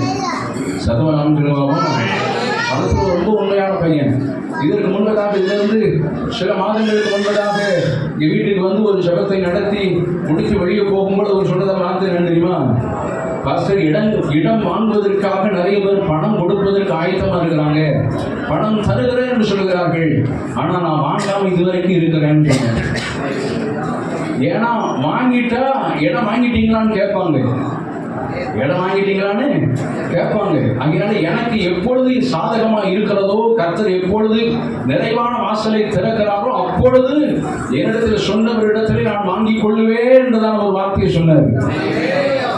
இப்பொழுது இல்லை, ஆரம்பத்திலிருந்தே அவர் பணத்தில் ரொம்ப உண்மை உள்ளது. சத்தமா அமைஞ்சுள்ளதாக இப்படி ஊழியர்கள் எல்லாம் இந்த நாட்களில் பார்க்க முடியாதுங்க. அல்லேலூயா. இந்த கிராமத்திற்கு நல்ல ஒரு ஊழியக்காரனை கர்த்தர் தந்திருக்கிறபடினால நான் கர்த்தரை துதிக்கிறேன். பணத்தில் மாத்திரம் இல்லை, மாறலையும் ரொம்ப உண்மை உள்ள பையன். சத்தமா அமைஞ்சுள்ள பாப்போம். தலைமை சபையில் இருந்திருக்கிறாரு. வலதுபுறம் இடதுபுறம் ஒரு நாளும் திருமணம் இல்லை. அவர் வேலை என்ன உண்டு அதை மாத்திரம் செய்து ஊழியத்தை செய்து முடித்ததானே நல்ல ஒரு சாட்சி. அவருக்காக நான் கர்த்தரை துதிக்கிறேன். வசனத்தில் வாசிக்கிறதுபடி உத்தமமாய் நடக்கிறவர்களுக்கு கர்த்தர் நன்மையை, இது கர்த்தர் கொடுத்ததான நன்மை என்பதை விசுவாசிக்கிறவங்க மாத்திரம் இருக்கிற இடத்துல நல்ல கையை இது கர்த்தர் கொடுத்த நன்மை, இது கர்த்தர் கொடுத்ததான நன்மை. அவர் உண்மையாய் இருந்தபடினால இது கர்த்தர் கொடுத்ததான நன்மை. இன்னும் இது பெருகத்தக்கதாய் கர்த்தர் அனுகிரகம் தருவார். இதிலும் பெரிதானவைகளை காண்பதற்கு கர்த்தர் உங்களுக்கு கனம் தந்து நடத்துவாராக. விசுவாசிகளுக்கு சொல்லுகிறேன், இந்த சபையில் வந்து ஆராதிக்கிறவர்களுக்கு சொல்லுகிறேன், இந்த இடத்தில் வந்து ஜெபிக்கிறவர்களுக்கு சொல்லுகிறேன், இதிலும் பெரிதானவைகளை நீங்கள் காண்பீர்கள். உங்கள் கண்கள் ஆச்சரியப்படும். அல்லேலூயா. இப்படியாய் வளர்ந்திருக்கிறது என்று சொல்லி உங்களுடைய கண்கள் ஆச்சரியப்படும். அப்படியாய் கர்த்தர் ஆசீர்வதிப்பாராக. யார் உத்தமர்கள் என்பதை குறித்து 7 காரியங்கள் சொல்லி நான் ஜெபிக்க விரும்புகிறேன். யார் உத்தமர்கள்? இந்த சங்கீதத்தின்படியே, இந்த சங்கீதத்திலிருந்தே 7 காரியங்கள் சொல்ல விரும்புகிறேன். முதலாவது வசனத்தை வாசிக்க நாம் கேட்போமா? வாசிங்க.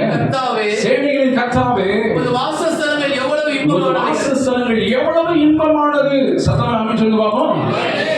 முதலாவது உத்தமர்கள் யாரு அப்படின்னா, கர்த்தருடைய வாசஸ்தலம் எவ்வளவு இன்பமானது என்பதை ரசிக்கிறவர்கள் உத்தமர்கள், உண்மை உள்ளவர்கள். நாம சொல்லுவாங்க, இங்க வந்திருக்கிறதா நீங்கள் எல்லாம் உத்தமர்கள். உங்களுக்கு குறிச்சா சொல்ல சந்தோஷம் இல்லையோ? இங்க வந்திருக்கிற நீங்க எல்லாம் யாரு? உத்தமர்கள். ஏன்னா அவருடைய வாசஸ்தலத்திலே வந்து அவருடைய சமூகம் இன்பமானது என்று சொல்லி அனுபவிக்கிறீங்கல்ல, நீங்க தான் உத்தமர்கள். அல்லேலூயா. இரண்டாவதாக நீங்க வாசித்து பார்க்கும்போது 2வது வசனத்தை வாசிக்க கேட்கலாம். வாசிங்க. என் ஆத்துமா ஆலய பிரகாரங்களின் மேல் வாஞ்சையும் கவனமாய் இருக்கிறது. கர்த்தருடைய சமூகத்திலே வாஞ்சையாய் இருக்கிறவர்கள் உத்தமர்கள். பணம் வைத்திருக்கிறவன் உத்தமன் கிடையாது, பொருள் வைத்திருக்கிறவன் உத்தமன் கிடையாது. இந்த உலகத்திலே இயேசு இல்லாமல் சாதிக்கிறவர்கள் உத்தமர்கள் அல்ல. ஒண்ணு இல்லாட்டாலும் பரவாயில்லை, என் கர்த்தருடைய சமூகம் இன்பம் என்று சொல்கிறானே, அவனை உத்தமனாக சமுதாயத்திலே குடும்பங்களிலே கர்த்தர் நிலைநிறுத்துவதற்கு இயேசு நல்லவராக இருக்கிறார். சத்தமா நாம் சொல்லுவாமா? எங்க பணம் வச்சிருக்கான் எத்தனை பேர் உத்தமனா இருக்கான்? பொருள் ஆஸ்தி அந்தஸ்து வச்சிருக்கிறவன் எத்தனை பேர் உத்தமமா இருக்கான்? அவன் மனது அயோக்கிய தரத்திற்கு அளவு கிடையாது. பணம் இருக்கு, பணம் இருந்து என்ன பிரயோஜனம்? ஒன்றும் இல்லாட்டாலும் என் இயேசு உண்மையாய் வாழ வைக்கிற என் இயேசு என்னோடு கூட இருக்கிற முடியும். அல்லேலூயா. அவருடைய சமூகத்தின் மேல வாஞ்சையாய் இருப்பது அவர்கள் உத்தமர்கள் என்பதை நாம் அறிந்து கொள்ள வேண்டும். மூன்றாவதாக 4வது வசனத்தை வாசிக்க நாம் கேட்போமாக. வாசிங்க. உம்முடைய வீட்டில் வாசமாய் இருக்கிறவர்கள் அவன் சொல்லி பார்ப்போம். மூன்றாவதாக அவருடைய சமூகத்திலே இருக்கிறவர்கள் அவன் சொல்லி பார்ப்போம். ரொம்ப அழகான ஒரு வார்த்தை. உம்முடைய வீட்டிலே வாசமாய் அங்கே கிடப்பது. சத்தோட அவன் சொல்லுவாங்க. ஜெயசிராஜ் வரக்கூடிய நாட்டிலே இங்கே கிடப்பன். அல்லேலூயா. அவர் மாத்திரம் அல்ல, இங்க வந்து ஜெபிக்க வர்றீங்கல்ல, இந்த இடம் உங்களுக்கு ஒரு அடைக்கல பட்டணமாக இருக்கும். அல்லேலூயா. ஆமா, இங்க வந்து கிடங்க. வீட்டுல இருந்து ஜெபிக்கிறதா ஒரு பக்கம் இருக்கட்டும், அடுத்து வீட்டுல நீங்க உங்களுடைய வேலையெல்லாம் முடித்து விட்டு இங்க வந்து இருங்க. இந்த இடத்துல இருக்கிற உங்களை உங்கள் பிள்ளைகளை உண்மையுள்ள சந்ததியார் சத்தவராமன் சொல்லுவாமோ உத்தமர்களாய் நிலைநிற்க கர்த்தர் உங்களுக்கு பலன் தந்து நடத்துவார். யோபுவை குறித்து கர்த்தரே சாட்சி கொடுக்கிறார். அவன் உத்தமனும் சன்மார்க்கனும் தேவனுக்கு பயந்தவனும் பொல்லாப்புக்கு. இந்த ஞாயிற்றுக்கிழமை ஆராதனை முடிச்சு யூத் மீட்டிங்ல நாம் பிரசங்கம் பண்ணிட்டு இருக்கும் பொழுது யோபுவுக்கு இருந்தது அவன் சொத்தை குறித்து நாங்கள் வாசித்து பார்த்தோம். அருமையான பாஸ்டர்கள் சொன்னாங்க, பாடும் தேனும் ஓடுகிறதான இடம், விவசாயமும் கால்நடைகள் ஆசீர்வாதம். அந்த நாட்களில் அதுதான் ஆசீர்வாதம். அந்த நாட்களில் அதுதான் ஆசீர்வாதம். நீங்க யோபின் முதலாம் அதிகாரத்தில் நீங்க சத்திர புஸ்தகம் முதலாம் அதிகாரத்தில் நீங்க வாசித்து பார்க்கும் பொழுது யோபு வைத்திருந்ததானே அந்த மிருக ஜீவன்கள் எவ்வளவு, ஆடு மாத்திரமே வாசிக்க முதலாம் அதிகாரத்தில் இருக்காது. யோபு முதலாம் அதிகாரம் எத்தனாவது வருஷம்? 3வது வருஷம். வாசிமா. அவனுக்கு 7000 ஆடுகளும். எத்தனை ஆயிரம்? என்னது? ஆடுகள் மாத்திரமே எவ்வளவு? 7000 ஆடுகள். சரி, அடுத்தது 3000 ஒட்டகங்களும். ஒட்டகங்கள் எவ்வளவு? 3000 ஒட்டகங்கள். 500 ஏர்மாடுகளும். எத்தனை ஏர்மாடுகள்? 500 ஏர்மாடுகள். 500 கழுதைகளுமாகி. 500 கழுதைகளுமாகிய இவ்வளவு மிருக ஜீவன்கள் யாருக்கு இருந்தது? யோபுவுக்கு இருந்தது. இப்போ இல்ல, 100 வருஷத்துக்கு முன்னாடி இல்ல, 1000 வருஷத்துக்கு முன்னாடி இல்ல, எத்தனையோ 1000 வருஷத்துக்கு முன்னாடி. சத்தம் நாம சொல்லுவாங்க. அப்ப யூத் மீட்டிங்ல நான் பிரசன்ட் பண்ணிட்டு இருக்கும் பொழுது ஒவ்வொன்றுக்கும் கணக்கு போட சொன்னேன். 7000 ஆடுனா இப்ப எவ்வளவு வருது அப்படின்னு கணக்கு போடுங்கப்பா. 7000 ஆடுனா எவ்வளவு வருது கணக்கு போடுங்கப்பா அப்படின்னு கணக்கு போட சொன்னேன். ஆமா, 3000 ஒட்டகங்கள் எவ்வளவு வருது கணக்கு போடு அப்படின்னு கணக்கு போட்டா கிட்டத்தட்ட 30 கோடிக்கு மேல வருது அவன் சொத்து. எத்தனையோ 1000 வருஷத்துக்கு முன்னாடி உள்ளது. சத்தம் நாம சொல்ல பார்ப்போம். இப்போ ஒரு 10,000 ரூபாய் கையில வந்து ஆளை கையில பிடிக்க முடியல. ஒரு 1000 ரூபாய் கையில இருந்து ஆளை கையில பிடிக்க முடியல. அப்ப அந்த 1000 ரூபாய் செலவாகிற வரைக்கும் ஒரே ராஜ தோரணை தான். அந்த 10,000 ரூபாய் செலவாகிற வரைக்கும் என்னது? ஒரே ராஜ தோரணை தான். அது இல்லைன்னு பிறகு ஆண்டியாய் நிற்க வேண்டியது. எத்தனையோ 1000 ஆண்டுகளுக்கு முன்பதாக யோபு 30 கோடிக்கு மேல அதிபதியாக இருந்திருக்கிறான். அவனை குறித்து கர்த்தர் சொல்லுகிறதான சாட்சி என்னன்னா, அவன் உத்தமனும் சன்மார்க்கனும் தேவனுக்கு பயந்தவனும் பொல்லாப்புக்கு. சத்தமராமன் சொல்லுங்க. கர்த்தருடைய பரிசுத்த நாமம் மகிமைப்படுவதா. கர்த்தரால் சாட்சி பெற்றவன் யோபு. அதுபோல நாம் கர்த்தருடைய சமூகத்தில் வாஞ்சியா இருக்கும் பொழுது நம்மை குறித்து அவர் சாட்சி விடுவார். ஜெயசராஜை குறித்து இத்தனை பேர் சாட்சி சொன்னாங்க, நான் சாட்சி சொன்னேன். கர்த்தர் ஒரு நாள் சாட்சி விடுவார். சத்தம் நாம சொல்லுவாங்க. யாரை குறித்து? உத்தமர்களை குறித்து. சரி, அடுத்ததாக நீ வாசித்து பார்க்கும் பொழுது அதே 4வது வசனத்தினுடைய தொடர்ச்சியை வாசிக்க நாம் கேட்போமாக. வாசிங்க. அவர்கள் எப்போது உத்தமர்கள் யாரு? கர்த்தரை துதித்துக் கொண்டே இருக்கிறவர்கள் உத்தமர்கள். சத்தம் நாம சொல்லுவாங்க. ஆமா, என்ன நடந்தாலும் சரி. பாஸ்டர் ஜோஷ் அவர்களும் சொன்னாங்க, பாஸ்டர் எஸ்எஸ் அவர்களும் சொன்னாங்க. ஆமா, ஊழியம்னா அப்படியே சந்தோஷமா இருக்கும்னு சொல்ல முடியாது. அதுல பாடுகள், நெருக்கங்கள், கஷ்டங்கள், போராட்டங்கள், எதிர்ப்புகள் எல்லாம் இருக்கிறது. அமைச்சருவாகும். அதன் மத்தியிலே கர்த்தரை நீங்கள் துதித்தால் அவருடைய பார்வையில் நீங்கள் உத்தமராய் இருக்கிறது. ஒரு பாக்கியத்தை கர்த்தர் தந்து நடத்துகிறார். அல்லேலூயா.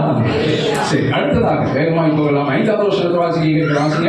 உம்மில் பலன் கொள்ளுகிற மனுஷனும் தங்கள் இருதயத்தில் செவ்வையான வழிகளை கொண்டிருக்கிறவர்களும் பாக்கியவான்கள். உள்ளத்திலே செம்மையான வழிகளை கொண்டிருக்கிறவர்கள் உத்தமர்கள். சத்தம் சொல்லு பார்ப்போம். ஆமா ஆமா, என்னுடைய நண்பனுடைய பார்வையில நான் உத்தமனா இருக்கலாம், ஆனா கர்த்தருடைய பார்வையில நான் உத்தமனா இருக்க முடியாது. என்னோடு கூட இருக்கிற உறவினர்கள் மத்தியிலே நான் உத்தமனா இருக்கலாம், ஆனால் கர்த்தருடைய பார்வையில நான் எப்படி இருக்க முடியாது? உத்தமனா இருக்க முடியாது. ரட்சிக்கப்பட்டவர்களுக்கு அவசியம் தேவையான ஒன்று, கர்த்தருடைய பார்வையிலே நான் உத்தமனா இருக்க வேண்டியது அவசியமான. அதற்குரியதான ஞானத்தை கர்த்தர் தந்து நடத்துவாரா? நான் சொல்லுவாகும். இப்பொழுது அருமையான பாஸ்டர் ஜெயசராஜ் அவர்களை துணைவியார் ஏஞ்சல் அவரை முன்பதாக அழைக்கிறேன். 2 காரியம் சொல்லி அவர்களுக்காக நான் ஜெபிக்க வருகிறேன். ஏஞ்சல் எங்க இருக்காங்க? ஏஞ்சலுங்க வர சொல்லுங்க. கர்த்தருடைய பரிசுத்த நாமம் மகிமைப்படுவார். கர்த்தர் ஆசீர்வதிப்பாராக. அருமையான பாஸ்டர் ஜெயசுராஜ் அவருக்காக கர்த்தரை நான் துதிக்கிறேன். இங்கே சொல்லப்பட்ட வார்த்தையின்படி உத்தமர்களுக்கு கர்த்தர் நன்மையை நீங்க உத்தமர் என்று சொல்லி இத்தனை பேர் சாட்சி சொல்லியிருக்கிறாங்க. உமக்கு கர்த்தர் நன்மையை வழங்காதுகிறார். நிச்சயம் இந்த ஊழியத்திற்குரியதான எல்லா நன்மையை கர்த்தர் உங்களுக்கு தந்து நடத்துவாரார். ஏஞ்சல் மாமா சரி, 5 காரியம் நான் சொன்னேன். யார் உத்தமர்கள்னு சொன்னேன், 5 காரியம் சொன்னேன். இன்னும் 2 காரியங்கள் மாத்திரம் இங்கே வந்து அவர்கிட்ட இன்னும் 2 காரியம் சொல்ல விரும்புகிறேன். 7வது வசனத்தை வாசிக்க நம்ம கேட்கணும். வாசிங்க. அவர்கள் பலத்தின் மேல் பலனடைந்து சீயோனிலே தேவ சந்நிதியில் வந்து காணப்படுவார்கள். பலத்தின் மேல் பலனடைகிறவர்கள். அல்லேலூயா. அருமையான பாஸ்டர்கள் சொல்லும்போது சொன்னாங்க, அவர் எப்படி இருக்கிறாரு? ஒல்லியா இருக்கிறாரு, சத்து இல்லாததோடு இருக்கிறார். ஆனால் இவருக்குள்ளே வார்த்தை ஆகிய சத்து இருக்கிறார். ரொம்ப அழகான ஒரு வார்த்தை. ஆமென் சொல்லுங்க பார்ப்போம். ஆமாம், அவரு சத்து இல்லைன்னு அவரே தானே சொன்னாரு. என்னால் முடியல, நான் போய் படுத்துட்டேன், முடியல, வேலை அவ்வளோ வேலை, இன்னும் இதிலும் பெரிதானவைகளை பார்க்கணுங்களா? சத்தமாக ஆமென் சொல்லுங்க பார்ப்போம். ஆமாம் ஆமாம், அதெல்லாம் செய்யும்போது தானாக உற்சாகம் வந்துடும். தானா என்ன வந்துடும்? அப்போ தலை சுத்தாது. இல்லையா? இது ஆரம்பம்னால தலை சுற்றி இருக்கு. இன்னும் ஒரு காலமும் தலை சுத்தாது. நல்ல பெரிய ஊழியத்தை கட்டி எழுப்புவதற்கு கர்த்தர் 2 பேருக்கும் தெய்வீக அபிஷேகத்தை கர்த்தர் ஊற்றி இருக்கிறார். அதற்காக சத்தம் நாம சொல்லணும். அதாவது ஒரு ஊழியக்காரனை உருவாக்குகிறது அவ்வளவு சுலபமான ஒன்று அல்ல. சத்தம் நாம சொல்ல பார்ப்போம். ஒரு ஊழியக்காரரை உருவாக்குகிறது என்பது ஸ்தாபனத்தின் ரீதியாக கூட இருந்து நாங்கள் அவர்களை பார்த்து ஸ்தோத்திரம், கர்த்தரே அவர்களை உருவாக்கி இருக்கிறார். அதற்காக நான் கர்த்தரை துதிக்கிறேன். கர்த்தர் நல்லது. அப்போ பலத்தின் மேல பலன் அடைகிறவர்கள் உத்தமர்கள். இவர்களை உங்களை ஏஞ்சல் கேட்டியம்மா, பலத்தின் மேல பலன் அடைய செய்வார். ஏஞ்சலுடைய முகத்தில் இவ்வளவு சந்தோஷத்தை பார்க்கும்போது ரொம்ப எனக்கு ஆச்சரியமாகவும் ரொம்ப நன்மையான ஒன்றாகவும் இருக்கிறது. கர்த்தருடைய குடும்பமாக பலத்தின் மேல பலனடைய செய்வார். ஏன்னா நீங்கள் உத்தமர்கள். உமக்கு நல்ல உத்தமமான புருஷனை கற்று தந்திருக்க, உமக்கு நல்ல உத்தமமான மனைவியை கற்று தந்திருக்க. ஆமாம், கர்த்தர் நிச்சயம் உங்களுக்கு நன்மையை கொடுக்க நல்லவராக இருக்கிறார். கடைசி 7வது காரியம் ஸ்தோத்திரம். 10வது வசனத்தை வாசிக்க நாம் கேட்போமாக. வாசிங்க. 1000 நாளை பார்க்கிலும் உமது பிரகாரங்களில் செல்லும் ஒரே நாள் நல்லது. ஆகாமிய கூடாரில் வாசமாய் இருப்பதை பார்க்கிலும் என் தேவனுடைய ஆலயத்தின் வாசல்படி காத்திருப்பதே நான் தெரிந்து கொள்வேன். எங்க உலகம் முழுக்க சுற்றினாலும், அமெரிக்கா போனாலும், ஆஸ்திரேலியா போனாலும், ஜப்பான் போனாலும், யூரோப்புக்கு போனாலும், சைனாவுக்கு போனாலும், இங்கே வந்து தான் இந்த வாசற்படியில் தான் என்ன செய்யணும்? காத்திருக்க வேண்டும். அல்லேலூயா. அப்படி காத்திருக்கிறவர்களை இவர்கள் மாத்திரம் சொல்லலை, இங்கே வந்து ஆராதிக்கிற உங்களுக்கு நான் சொல்கிறேன். கர்த்தருடைய ஆலயத்தின் வாசற்படியில் காத்திருக்கிற உங்களை உத்தமர்களாய் கர்த்தர் நிலைநிறுத்துவதற்கு உங்களை ரட்சித்த இயேசு நல்லவராயிருக்கிறார். சத்தம் அமைஞ்சுள்ளவாமா. உத்தமர்களுக்கு கர்த்தர் நன்மையை வழங்காதிரார், ஒருபோதும் கொடாமல் இருப்பதில்லை. என்ன நன்மை உண்டோ அதன் காலத்தில், இது இந்த காலத்தில் நன்மை என்று அறிந்து எல்லாரும் மூலமாக கற்றுக்கிறதை வாய்ப்பு பண்ணியிருக்கிறேன். இதோடு நிற்க போறது இல்லை. இதற்கு அடுத்த ஒரு நன்மை இருக்கிறது. சாகிற வரைக்கும் நன்மை பெருகி கொண்டே இருக்கும். அந்த நன்மை வளர்ந்து கொண்டே இருக்கும். அதை செய்கிற கர்த்தர் ஜீவன் உள்ளவராக இருக்கிறார் என்பதை புரிந்தவர்கள் மாத்திரம் நல்ல கையை தட்டி கர்த்தர்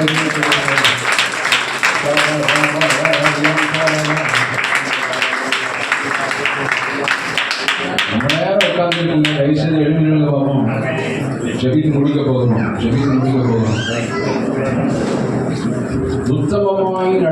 குடும்பங்களுக்கு கர்த்தர் நன்மையை வழங்காதீர்கள். அருமையான அந்த குடும்பம் இதுவரைக்கும் உண்மையாய் நடக்க கர்த்தர் கொடுத்த தெய்வீக ஞானத்திற்காக நான் கர்த்தரை துதிக்கிறேன். இன்னும் அதிகமாய் கர்த்தர் ஆசீர்வதிப்பாரா. இவர்கள் மாத்திரம் வார்த்தை கேட்டதால் உங்களுக்கு நான் சொல்லுகிறேன், உத்தமமாய் நடக்கிறவர்களுக்கு கர்த்தர் நன்மையை வழங்காதீர்கள். உங்களுக்கு கர்த்தருடைய நன்மை வேணுமா? கர்த்தருடைய ஆசீர்வாதம் வேணுமா? கர்த்தருடைய மகிமை வேணுமா? கர்த்தருடைய உயர்வு வேணுமா? உத்தமமாய் நடப்பதற்கு பிரயாசப்படுங்கள். எந்த கோணத்திலாவது கர்த்தரை ஆசீர்வதிப்பதற்கு அவர் அறிந்தவராக போதுமானவராக இருக்கிறார். இந்த வார்த்தை விசுவாசிக்கிற தேவ ஜனமாத்திரம் இருக்கிற இடத்துல நல்ல கரங்களை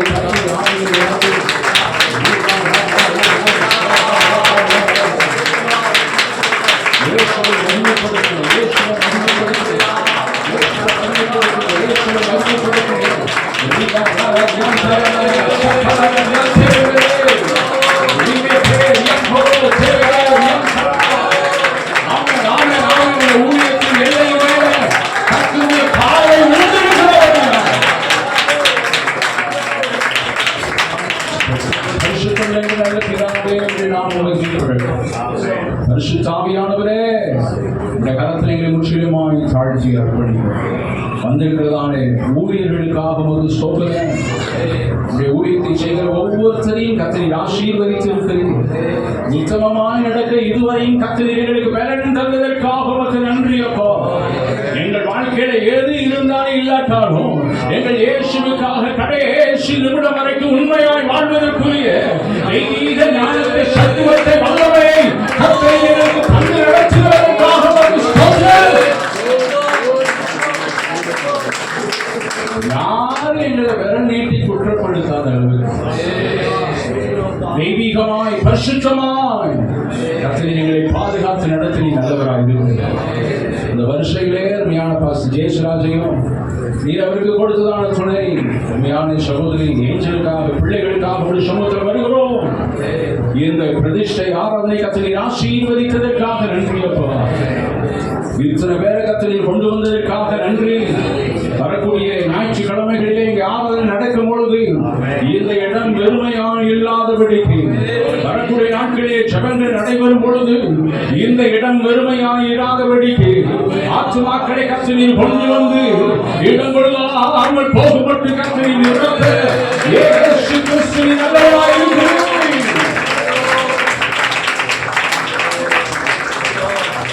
உத்தமமாய் நடக்கிறவர்களுக்கு கர்த்தர் நன்மையை வழங்காதீர்களா.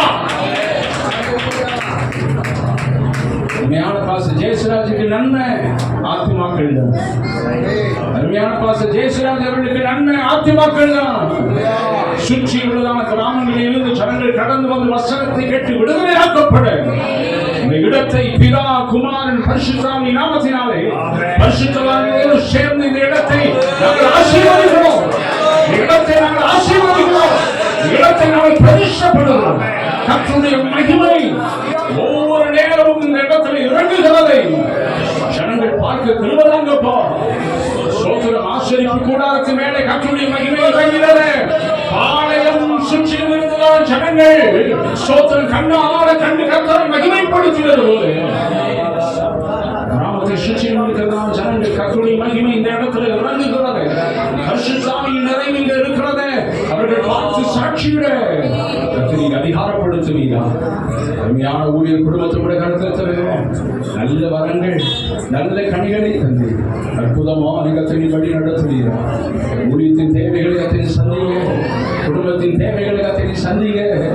எந்த ஒரு விதத்தில் யாருக்கு முன்பதாகவும் தலை குனிந்து நிற்காதபடி தலையிலிருந்து ஊழியம் செய்வதற்கு, தலையிலிருந்து வசனத்தை பேசுவதற்கு, சுவிசேஷத்தை அறிவிப்பதற்கு, சத்தியத்தை பிரசங்கிப்பதற்கு கர்த்தரை அதிகாரப்படுத்தி இருக்கிறவர்களை நாம் மகிமைப்படட்டும். அதுதான் ஒவ்வொரு ஜனங்களை கர்த்தரை ஆசீர்வதிப்போம். கிருபைக்குள் மறைத்துக் கொள்ளுங்க. நல்ல சாட்சிகளை தொடர்ந்து கேட்க பெறுவதா துதி கன மகிமை முக்கிய மாளிகை கற்பழிக்கிறோம். ஆசீர்வதி இயேசுவின் நாமத்தில் ஜெபங்கள் மகள் ஜீவனுள்ள நல்ல பிதாவே. சேர்ந்து சொல்வோம், என் ஆத்துமாவே கர்த்தரை ஸ்தோத்திரி, என் ஆத்துமாவே கர்த்தரை ஸ்தோத்திரி. கர்த்தர் செய்த சகல ரட்சகராகிய இயேசு கிறிஸ்துவினுடைய கிருபையும் பிதாவாகிய தேவனுடைய அன்பும் பரிசுத்தாவியானுடைய ஐக்கியம் நம்மளையோடு மீண்டும் மீண்டும் சதாகாலமும் இப்பொழுதும் எப்பொழுதும் நீடித்து நிலைத்து நிற்பதாக. சத்தமா 3 அலையிலே சொல்லலாம். ஆமென். ஆமென். கர்த்தருடைய நிறைவாய் ஆசீர்வதிப்பாராக. உண்மையான பாஸ்டர் குடும்பம் அந்த குழுக்களுக்கு முன்னாடி வந்து நிற்பாங்க. அப்பொழுது நானும் என்னுடைய துணைவியாரும் நாங்கள் வாழ்த்துவோம். அதற்கு முன்பதாக வந்திருக்கிற எல்லாரும் கை கொடுத்து அவருடைய வாழ்க்கையில தான் போனோம். கர்த்தருடைய ஆசீர்வதிப்பார்கள்.